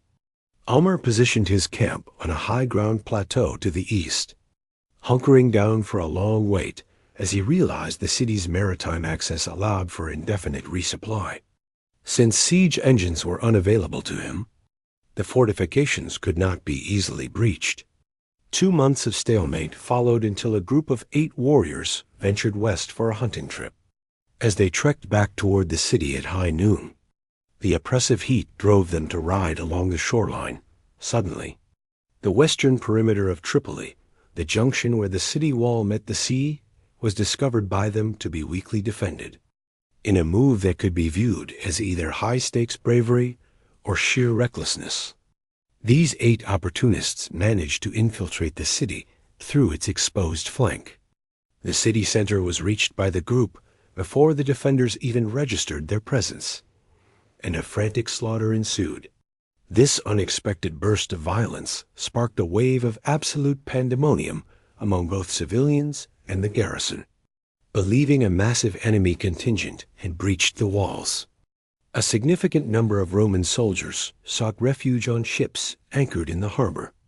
Exploiting this sudden vulnerability, Umar ordered a full-scale assault to scale the city's weakened defenses. Although the specific details of the breach remain unrecorded, the city was successfully entered by the Muslims, who linked up with their small vanguard, unwilling to prolong the struggle. The Roman defenders took to their ships and abandoned Tripoli to Umar's forces. While the main army occupied the city, a swift cavalry unit was dispatched 40 miles west to Sabrata, where the unsuspecting population remained unconcerned, although rumors of war had reached them. It was assumed that the conflict was still a distant threat the following morning, as the city gates were opened by Roman guards to let livestock out for grazing. The Islamic cavalry struck with total surprise. The town was sacked, and the majority of its defenders were slain before the unit returned to Tripoli. Following these successes, a letter was penned by Umar to Caliph Umar, reporting the victories and requesting permission to push the conquest further. This request was denied by the Caliph, who feared the overextension of his military. With no loopholes available to bypass this decree, Umar returned to Fustat to quietly govern his Egyptian territories and monitor whispers of rebellion. Though a temporary reprieve was granted to Byzantine Africa by Umar, the peace would be short-lived as the North African theater cooled. Hostilities on the Persian front were reignited. Although Saad's army was chomping at the bit to chase Yazdegerd across the mountains, any further eastward movement was prohibited by Umar's orders. At the Caliph's behest, a search for a permanent military garrison in Iraq was undertaken by Saad with the help of local guides. A site in Suristan was selected, noted for being dry, well-watered, and overgrown with thistles, where the colony that would become Kufa was established. Meanwhile, to the southeast, a settlement was founded on an arid, rocky site by a force of 800 led by Utbah bin Ghazwan, eventually evolving into modern-day Basra. It appeared the Zagros Mountains would serve as the permanent frontier between the Caliphate and the Sassanids, providing a brief window for administrative planning, however. The equilibrium established after Jalula was destined to fail, driven by imperial pride and an inability to accept the loss of Mesopotamia. Military action against the Caliphate continued to be backed by the Sassanids under the leadership of Hormuzan. Having broken away during the retreat from Qadisiyah, Hormuzan had returned to his estates in Khuzestan with his personal levies. This province remained a vulnerable protrusion. Being the last Sassanid holdout west of the Zagros, realizing a defensive stance was futile, the Persian general opted for an offensive strategy. Quick raids into Mazin were launched from his base at Awaz starting in 638, and 2 additional forward bases were established near Madazir. Since Utbah's 800 troops were insufficient to repel these attacks, an appeal for aid was sent to Saad. In response, Numan bin Muqarrin was ordered to reinforce Utbah with several thousand warriors. This combined force executed a lightning campaign that dismantled Hormuzan's forward positions and pushed the border back to the Karun River. Humbled by these defeats, the Persian general brokered a tenuous peace with the Muslim commanders, ostensibly submitting to the caliph's authority. The rest of 638 passed without major combat, save for one event, a reckless and unauthorized amphibious assault across the Persian Gulf, launched by Jalula bin al-Hadrami, the governor of Bahrain and rival to Saad, in an attempt to bolster his own prestige. The Arab expeditionary force pushed toward Persepolis after making landfall on the Fars coastline. Although a minor militia was bested in a high-casualty engagement, the Sassanid forces soon had the invaders completely encircled and pinned down. A wave of fury washed over the caliph, a man who held a deep-seated loathing for maritime warfare, when Hadrami's unauthorized gamble came to light. Even so, the stranded governor was pulled out of the fire by Utbah on the caliph's orders. A rescue followed immediately by Hadrami's removal from office. Meanwhile, the ceasefire with the Muslims provided Hormuzan with the perfect window of opportunity to muster fresh troops, a build-up further bolstered by reinforcements arriving from Halwan. Hostilities were reignited in the early days of 639, as Hormuzan seized upon the treaty's murky border definitions as a pretext for war. Abu Musa, the newly installed governor of Basra, found himself in a tight spot. He was well aware of the caliph's standing orders against further Persian expansion, seeking a way forward. A letter was dispatched to Umar detailing the crisis and requesting a formal directive.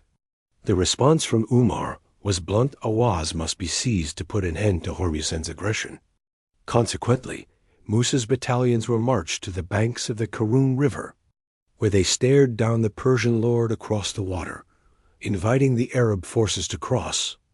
A confident Hormuzan aimed to annihilate them in an open-field confrontation. This invitation was accepted with alacrity by Musa, who bypassed the city via a northern bridge and shattered the Sassanid provincial army in a punishing struggle, forcing Hormuzan to take flight toward Ram Hormuz.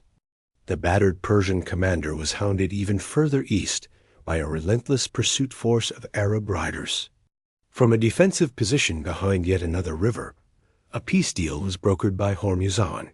He offered to concede the conquest of Awaz if he could retain a small portion of his territory. Nevertheless, the gathering of Sassanid reinforcements in northern Khuzestan was becoming too massive to remain under wraps.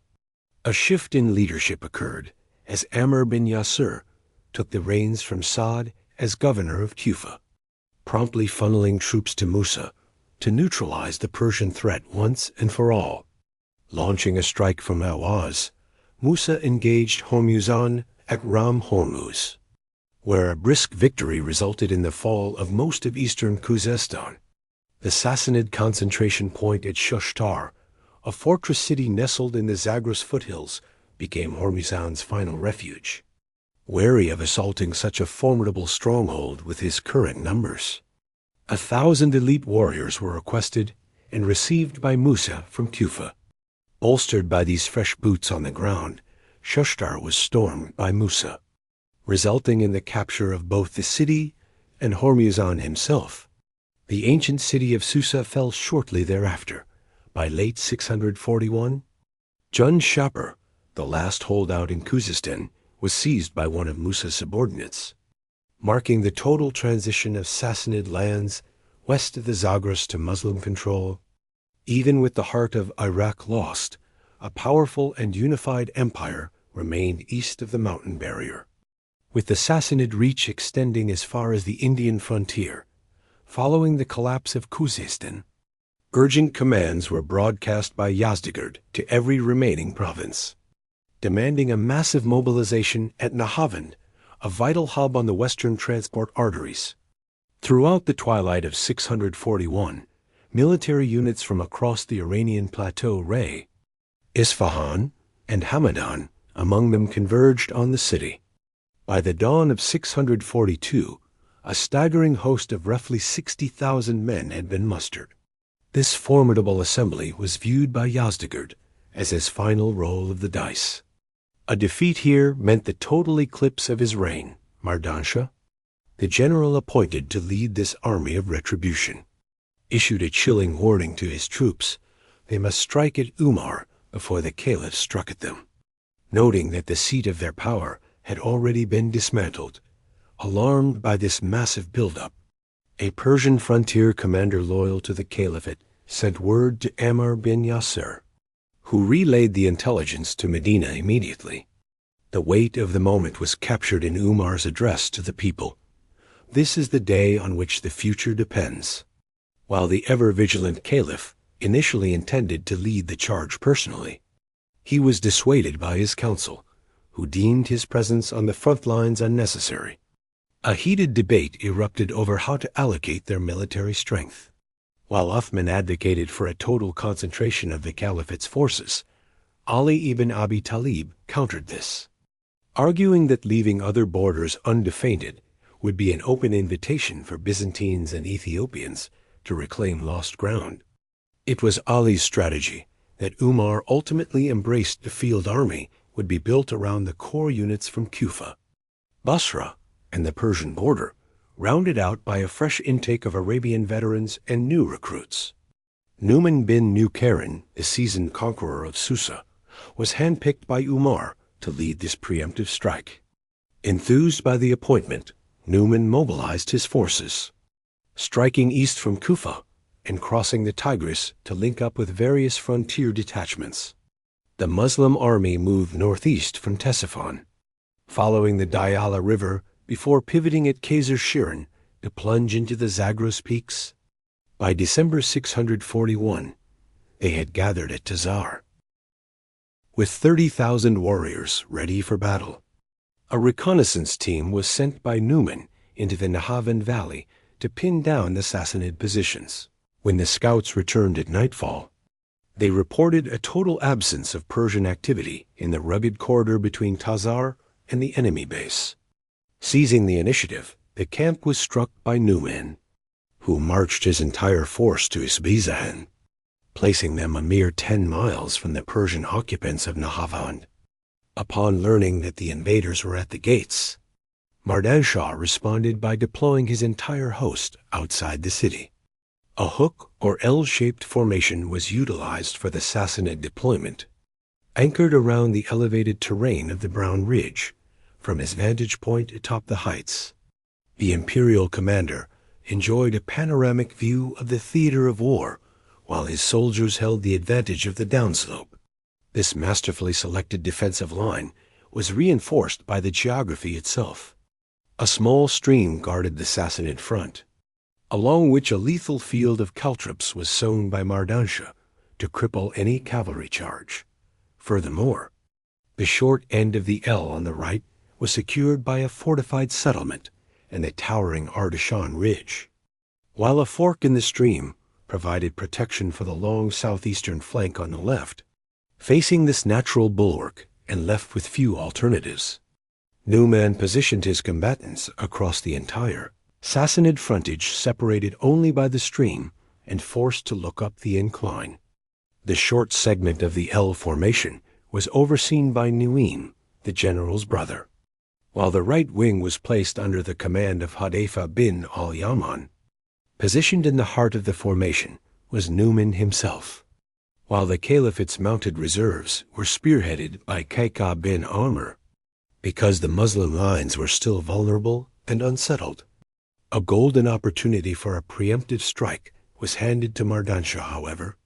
The imperial commander stayed put, perhaps paralyzed by the memory of the Jalula disaster, or over-reliant on his fixed defenses, allowing Numan to finish his deployment unmolested. To the Persians, this likely felt like the smart play. Far from their Iraqi supply hubs, the Muslims were forced to either break themselves against the jagged rocks of the Persian line or starve in the brutal elements during a retreat.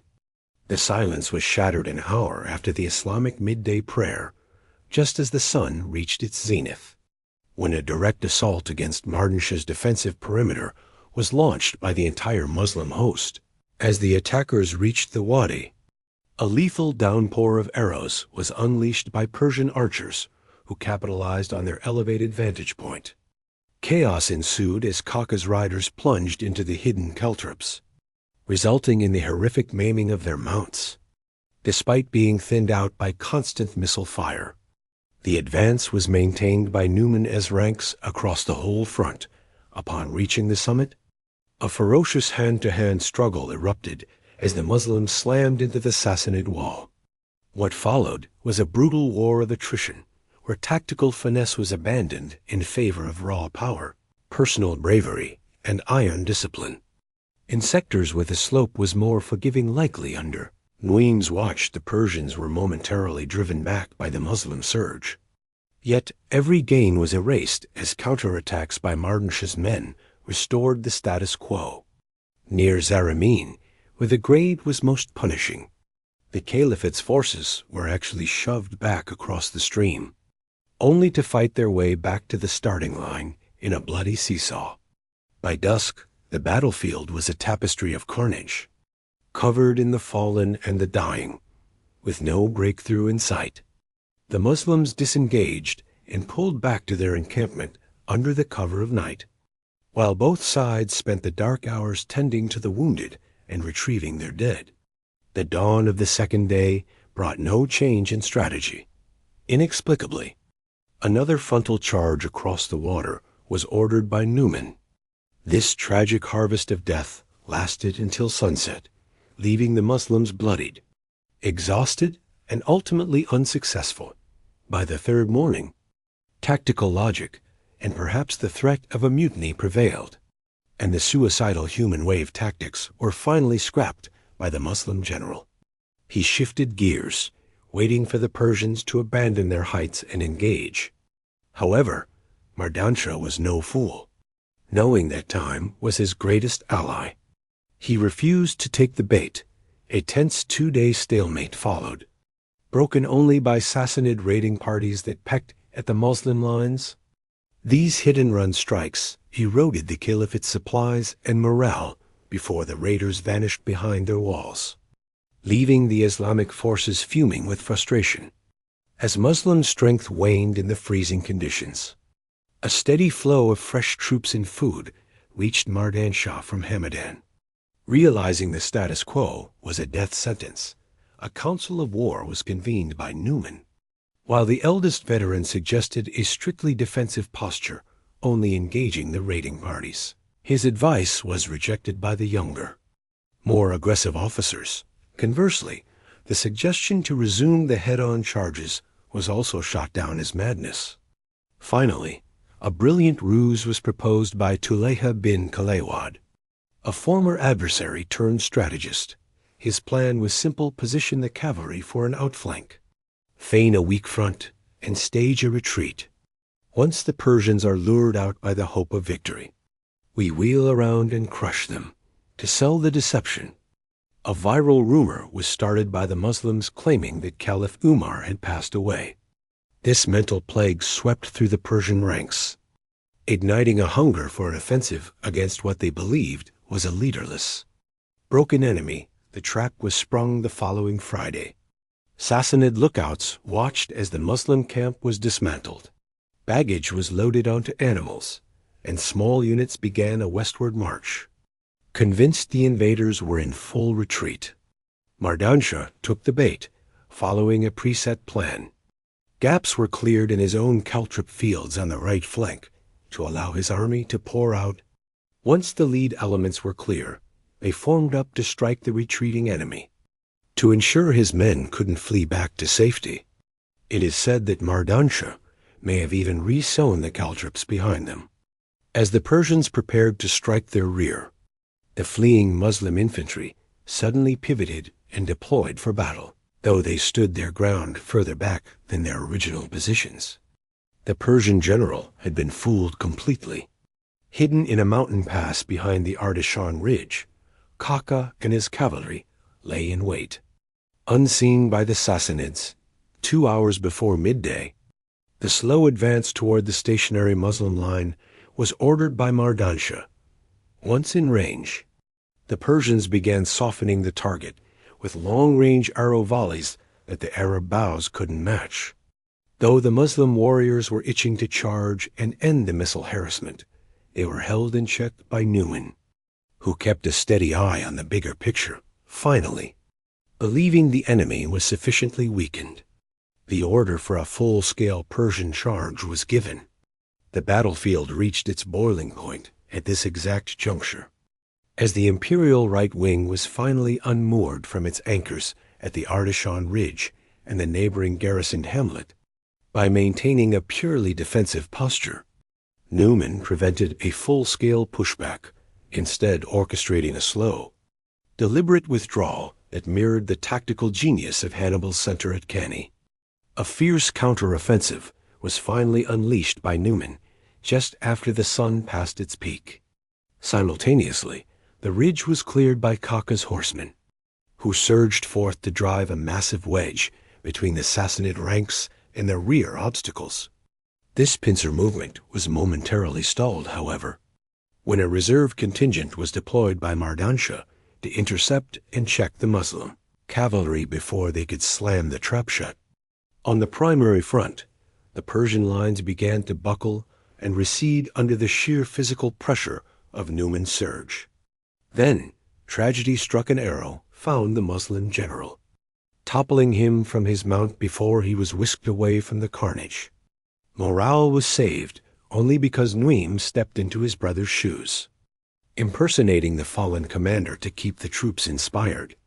Despite the Sassanids putting up a truly dogged resistance, the tide had turned by late afternoon, leaving the half-encircled Persians in a desperate strategic hole as twilight began to descend. The bulk of Mardanshah's host suddenly shattered into a frantic rout. This escape was only possible because the units facing Kaka continued to hold their ground with grit. During this chaotic collapse, Tuleya's life was also claimed, while a significant portion of the Persian army managed to slip away into the gloom. Countless others, including Mardanshah himself, perished. Many were cut down by the pursuing Arab riders. Others were snared by the very caltrop fields they had relayed, and a great number were hauled off into captivity. With Numan gone, the mantle of leadership was assumed by Hadafa. The following dawn, he maintained the momentum, driving forward to scatter the remaining Sassanid holdouts at Darazid. A fraction of the defeated survivors sought refuge behind the walls of Nahavand, but their new leader, Dinar, soon offered the city's unconditional surrender.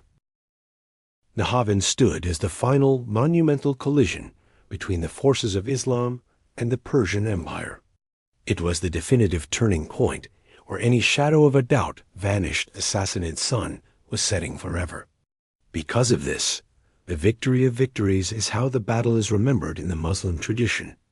Although a decade of grueling campaigning remained to bridge the gap to Persia's far-flung eastern frontiers, by late 644, Yazdegerd III had been reduced to a monarch, in name only a king. As Peter Crawford describes, stripped of his kingdom. Following the conclusion of his late 643 campaign against the Pentapolis, Umar returned to Egypt before traveling to Medina to face Umar, a meeting between two men whose relationship was already fraying at the edges. An atmosphere of profound mistrust greeted Umar, as the Caliph viewed him with an icy skepticism. These tensions were fueled by Umar's clandestine network of spies, whose reports convinced him that the wealth of Egypt was being pocketed by Umar for personal gain. Consequently, a rigorous audit of Umar's assets was conducted by Muhammad bin Maslama upon the governor's return. While a statement was provided by Amr, he was ultimately found guilty of accumulating excessive riches. This surplus was promptly confiscated and hauled back to the treasury in Medina. Yet the pressure from the Caliph only intensified. Still disgruntled by the lackluster tax yields from Egypt, a heated paper trail of letters was exchanged between Umar and Amr. When a deadlock was reached, the financial reality of the province was clarified for the Caliph by a Coptic informant dispatched to Medina. He pointed out the fundamental flaw. While former rulers invested in the land's health, before seeking profit. The Muslim administration was focused solely on extraction. Taking this to heart, Egypt was carved into two separate districts by Umar in late 644. Amr was left with Lower Egypt and Fustat, while Upper Egypt was placed under the thumb of Uthman's foster brother, Abdullah ibn Sa'd ibn Abi Sar. This calculated dismantling of his power left Amr in a state of absolute fury. In the heart of the capital, a lethal plot was being woven, with Hormuzan, the former Persian noble, turned high-level advisor, playing a central role. Though he had ostensibly converted and lent his administrative expertise to the Caliphate, the memory of his destroyed homeland burned bright. It is believed that a connection was forged between Hormuzan and Firuz, a Sassanid captive-turned-slave living in Medina. In November 644, the life of Umar was cut short when he was stabbed by Firuz in his final 3 days. A shirb, or consultative council of 6 men, was established by the dying caliph to select his successor from within their own ranks. After a period of intense debate, Uthman was elevated as the third Rashidun Caliph. This transition remains a point of historical friction. While Sunni tradition honors Uthman as rightly guided, the legitimacy of this election is rejected by Shia Muslims, who maintain that Ali was the rightful heir soon after the inauguration. A demand for the removal of the Upper Egyptian governor was brought to Uthman by Amr ibn al-As. When the request was flatly denied, an ultimatum was issued by Amr: he would never return to Egypt so long as Abdullah ibn Sa'd held office. This backfired spectacularly. Uthman responded by granting his foster brother authority over the entirety of Egypt, a move that poured gasoline on the fire of their mutual resentment. While the policies of Amr were disliked by the Egyptian Romans, the aggressive tax squeezing of Abdullah proved even more intolerable. Alexandria, feeling the brunt of this financial hunger, reached its breaking point. A plea for help was sent to Emperor Constans II by a faction of influential Roman citizens. Their letters painted a vivid picture of the burdens of the jizya and revealed a glaring weakness. Abdullah had neglected the Nile's defenses to such a degree that only 1,000 men stood guard over Alexandria. Seeing a golden opportunity to reclaim his crown jewel and salvage his imperial pride, a massive strike force was quietly prepared by Constans Manuel, a eunuch, was given command of a fleet numbering 300 vessels and tens of thousands of infantry. Nearly a year was spent readying the armada. Since the Caliphate possessed no navy to speak of, the Mediterranean remained a Roman lake. Thus, nothing stood in the way of Manuel's fleet as it sailed unopposed into Alexandria's docks in early 646. Just as the conspirators had predicted, the tiny Muslim garrison was completely overwhelmed by this maritime lightning strike. As the Roman legions poured onto the docks, a coordinated uprising was launched by the city's inhabitants against their occupiers. In the brief, violent struggle that followed, the majority of the garrison was wiped out, however. As the invaders began a campaign of local plundering, a few survivors managed to flee toward Fustat to sound the alarm. Despite the urgency of the crisis, no immediate response could be organized by Abdullah ibn Sa'd. Doubting the military prowess of their newly appointed viceroy, a delegation was sent by the Egyptian Muslims to Caliph Uthman with an urgent plea: send Amr back to extinguish the fire. Because Uthman realized that Amr's formidable strategic mind was a source of terror for the Romans, his pride was set aside, and the veteran commander was requested to retake his former post. Wasting no time, the legendary conqueror, determined to strike gold twice, hurried to Fustat as fast as his horse would carry him. The spirits of the Islamic fighters reached fever pitch upon his arrival. While war preparations were eagerly undertaken by the rank and file, a fresh master plan was being drafted by Amr.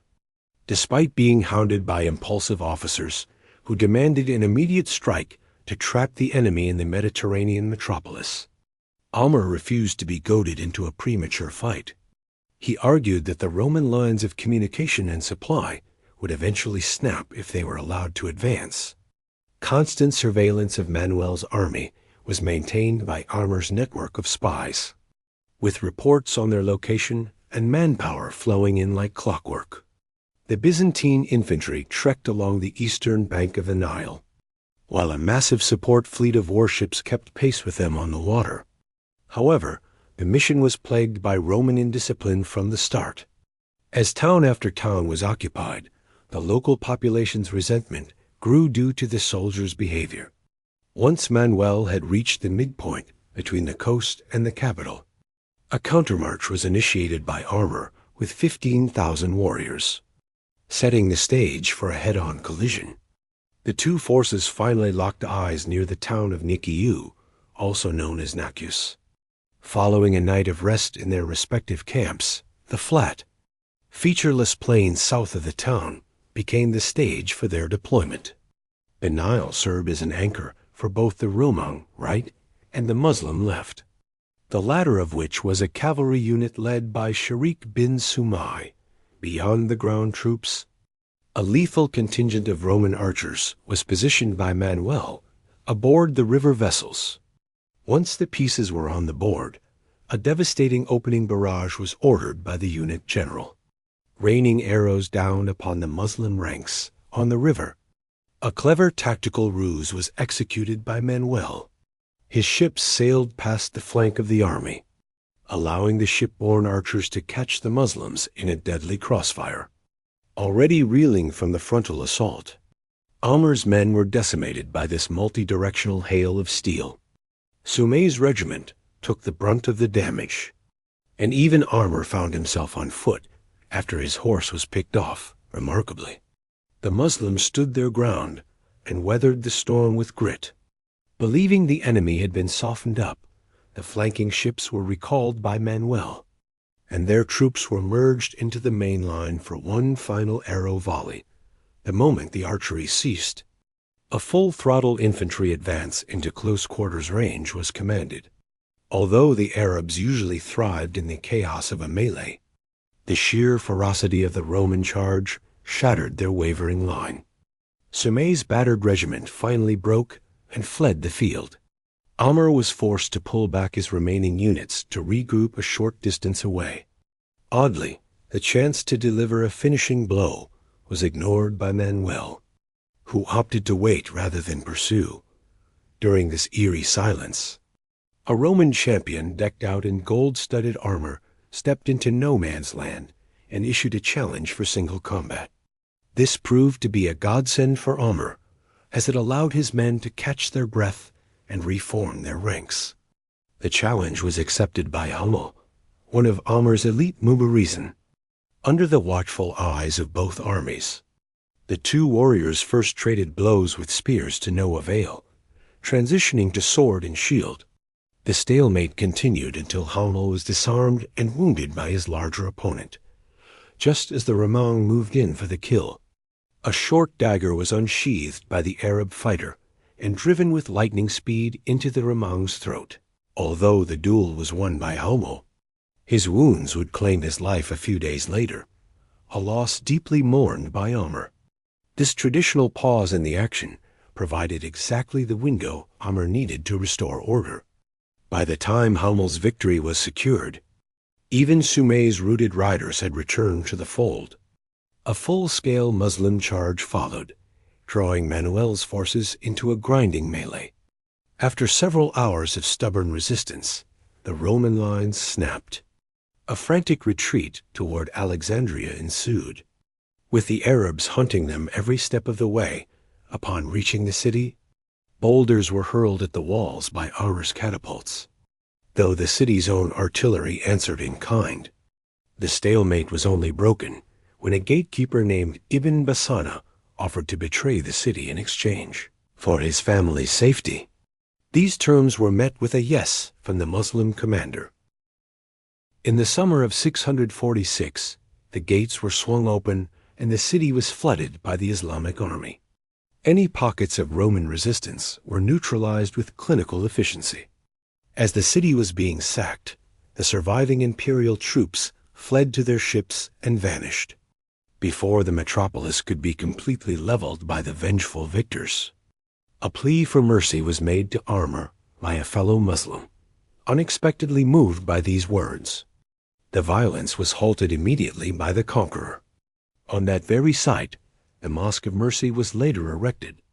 In the wake of the crushed revolt, the walls of Alexandria were raised by Umar, who famously compared the city to an accessible house with no privacy. A new, robust defense system was established, dividing the garrison into 4 mobile units and implementing a 6-month troop rotation. Despite reconquering the province under immense pressure, Umar found no favor with Uthman. The Caliph still preferred his foster brother for the financial management of the region. A compromise was offered to Umar. He could keep military command while Abdullah ibn Sa'd handled the treasury.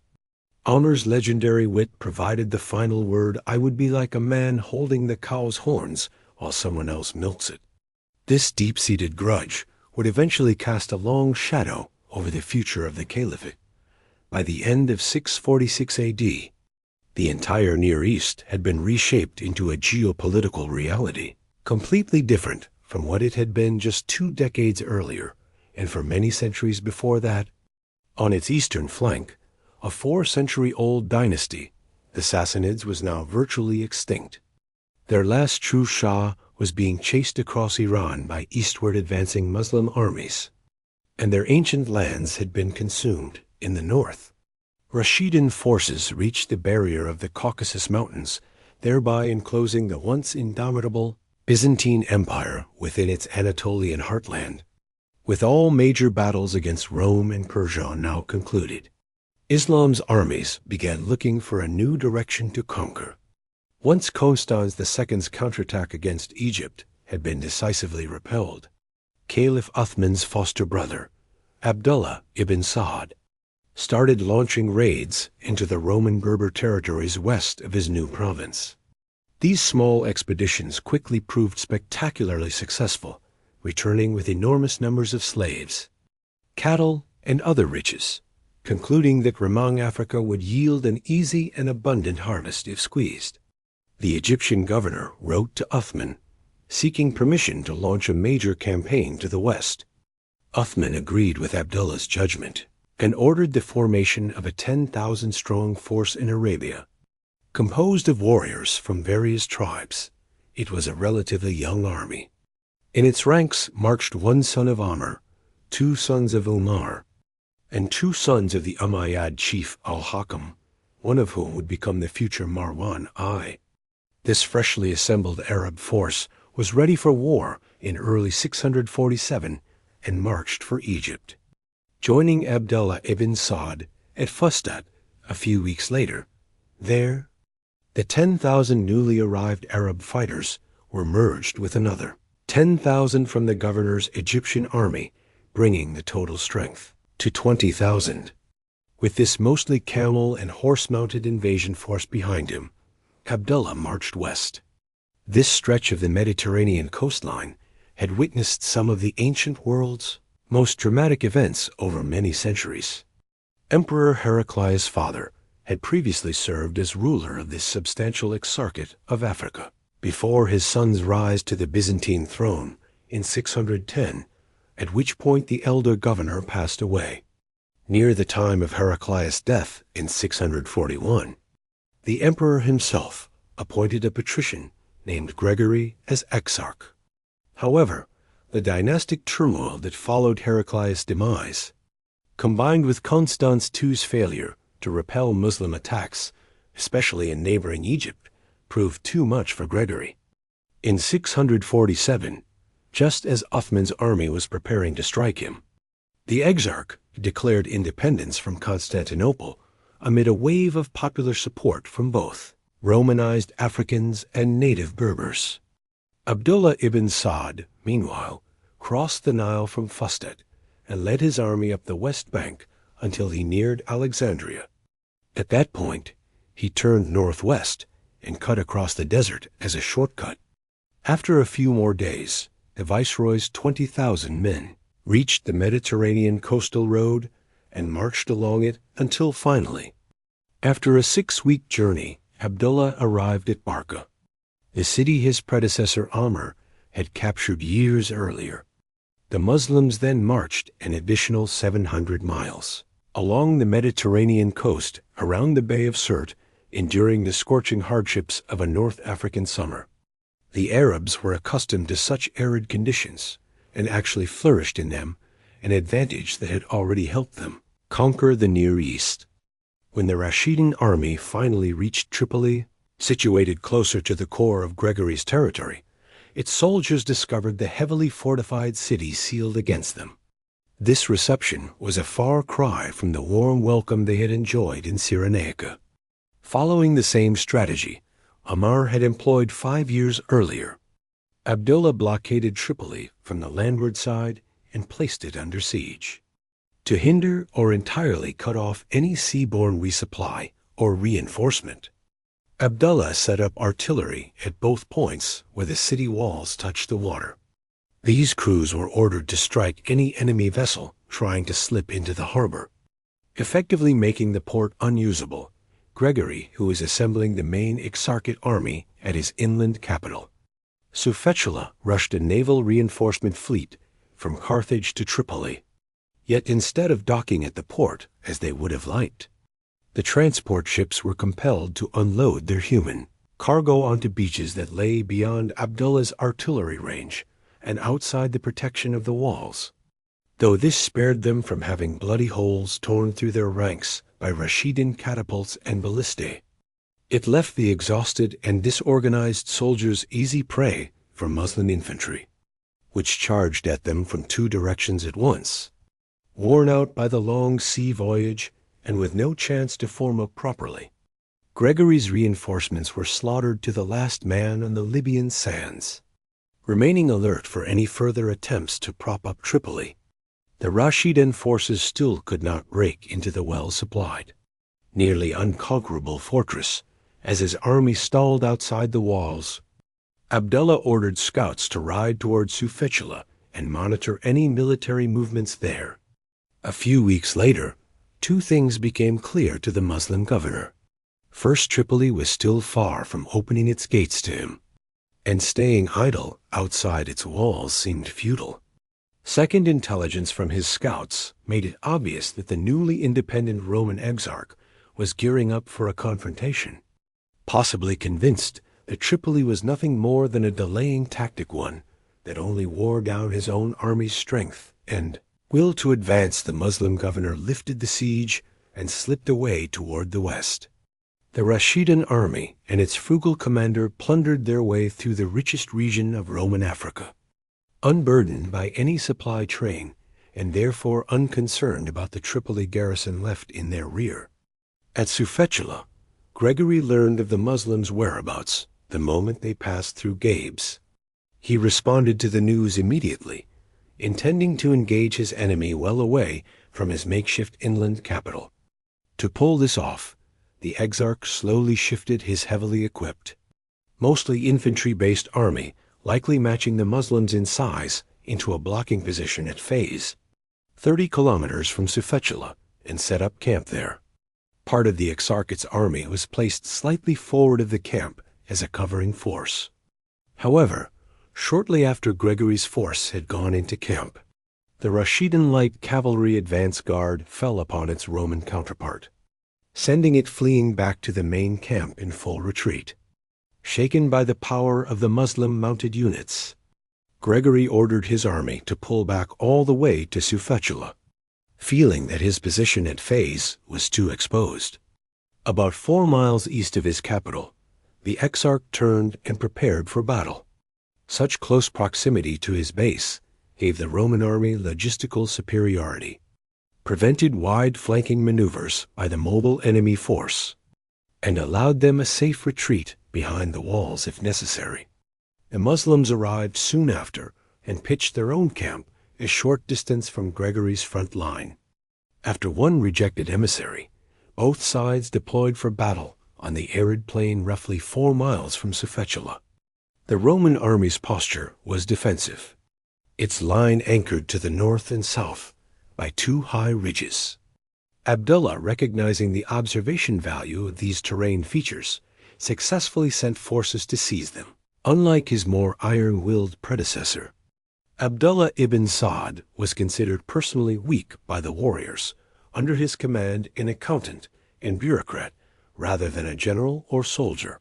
Lacking armor's courage, Abdullah retreated to a safe position behind the line, where he was unlikely to face any personal danger. Once the army was deployed to his satisfaction.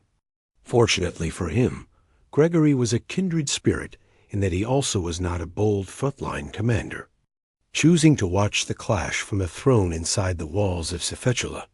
Subordinates and lower-ranking officers fought the battle for him on a tactical level. At dawn the next day, fighting commenced. Details about the first days of Sufetula are unclear and sparse in our sources, but it is evident that the combat was incredibly fierce, unrelenting and bloody, though the actual battlefield was a flat plain. The ridges on either flank prevented any outflanking moves or clever tactical brilliance. Moreover, the hands-off approach of both armies' timid commanders further paralyzed the situation.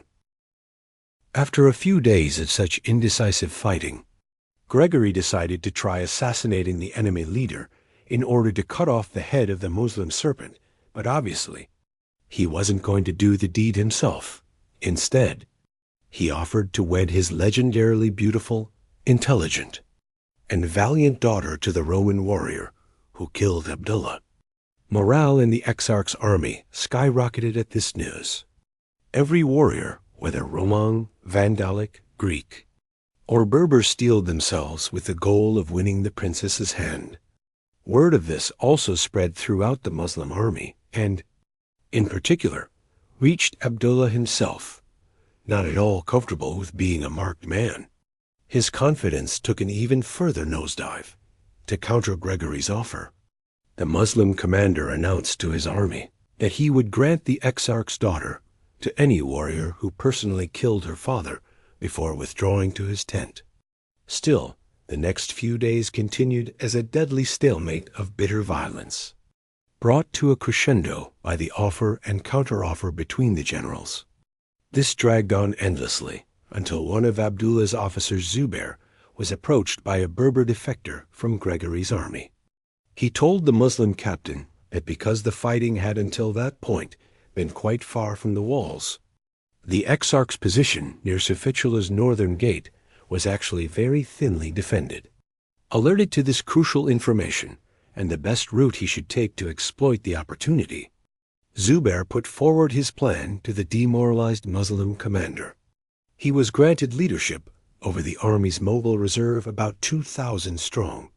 The invaders' spirits were lifted by the energy and boldness of this dashing young officer, who spent the rest of the day setting his scheme in motion. Swarmed by warriors who wanted to join the risky venture with him, the younger Zubair eventually selected 30 of the fiercest, most capable, and most valiant fighters his army could offer as an assault squad. When asked what they were to do, Zubair replied, "I am attacking. Defend me against those who assail me from the rear, and I shall defend you from the front." During the nearly silent hours of night, after issuing all necessary orders, Zubair positioned himself, his 30 stalwarts, and the mobile reserve horsemen behind Sufetula's northern ridge. Then, when morning came, both armies closed with one another and fought as though nothing had changed. At noon, with an especially hot day weighing heavily on them, both armies broke contact and withdrew, the Romans quickly, the Muslims suspiciously slowly.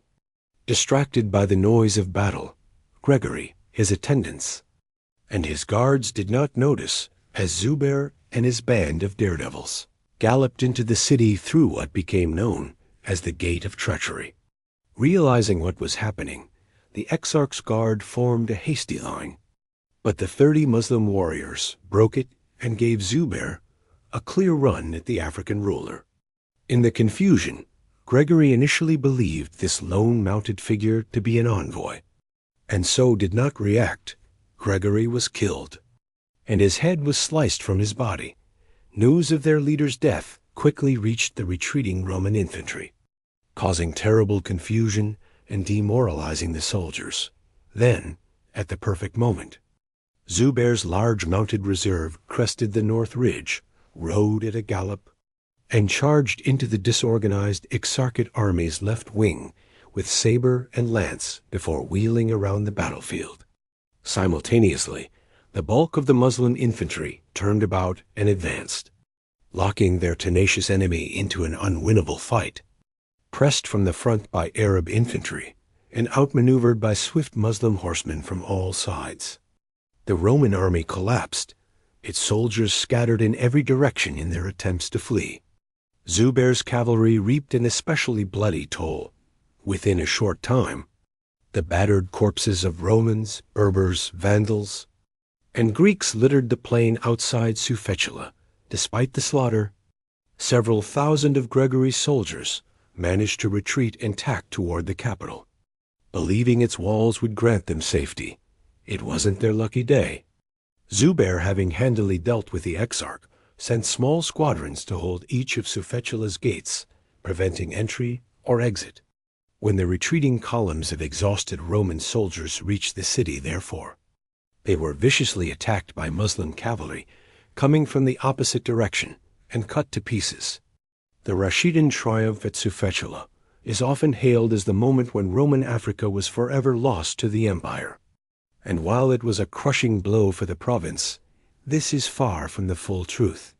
Once the vast quantity of captured silver, gold, and cattle was gathered and distributed, Abdullah ibn Sa'd moved on the Exarchate's real capital, Carthage.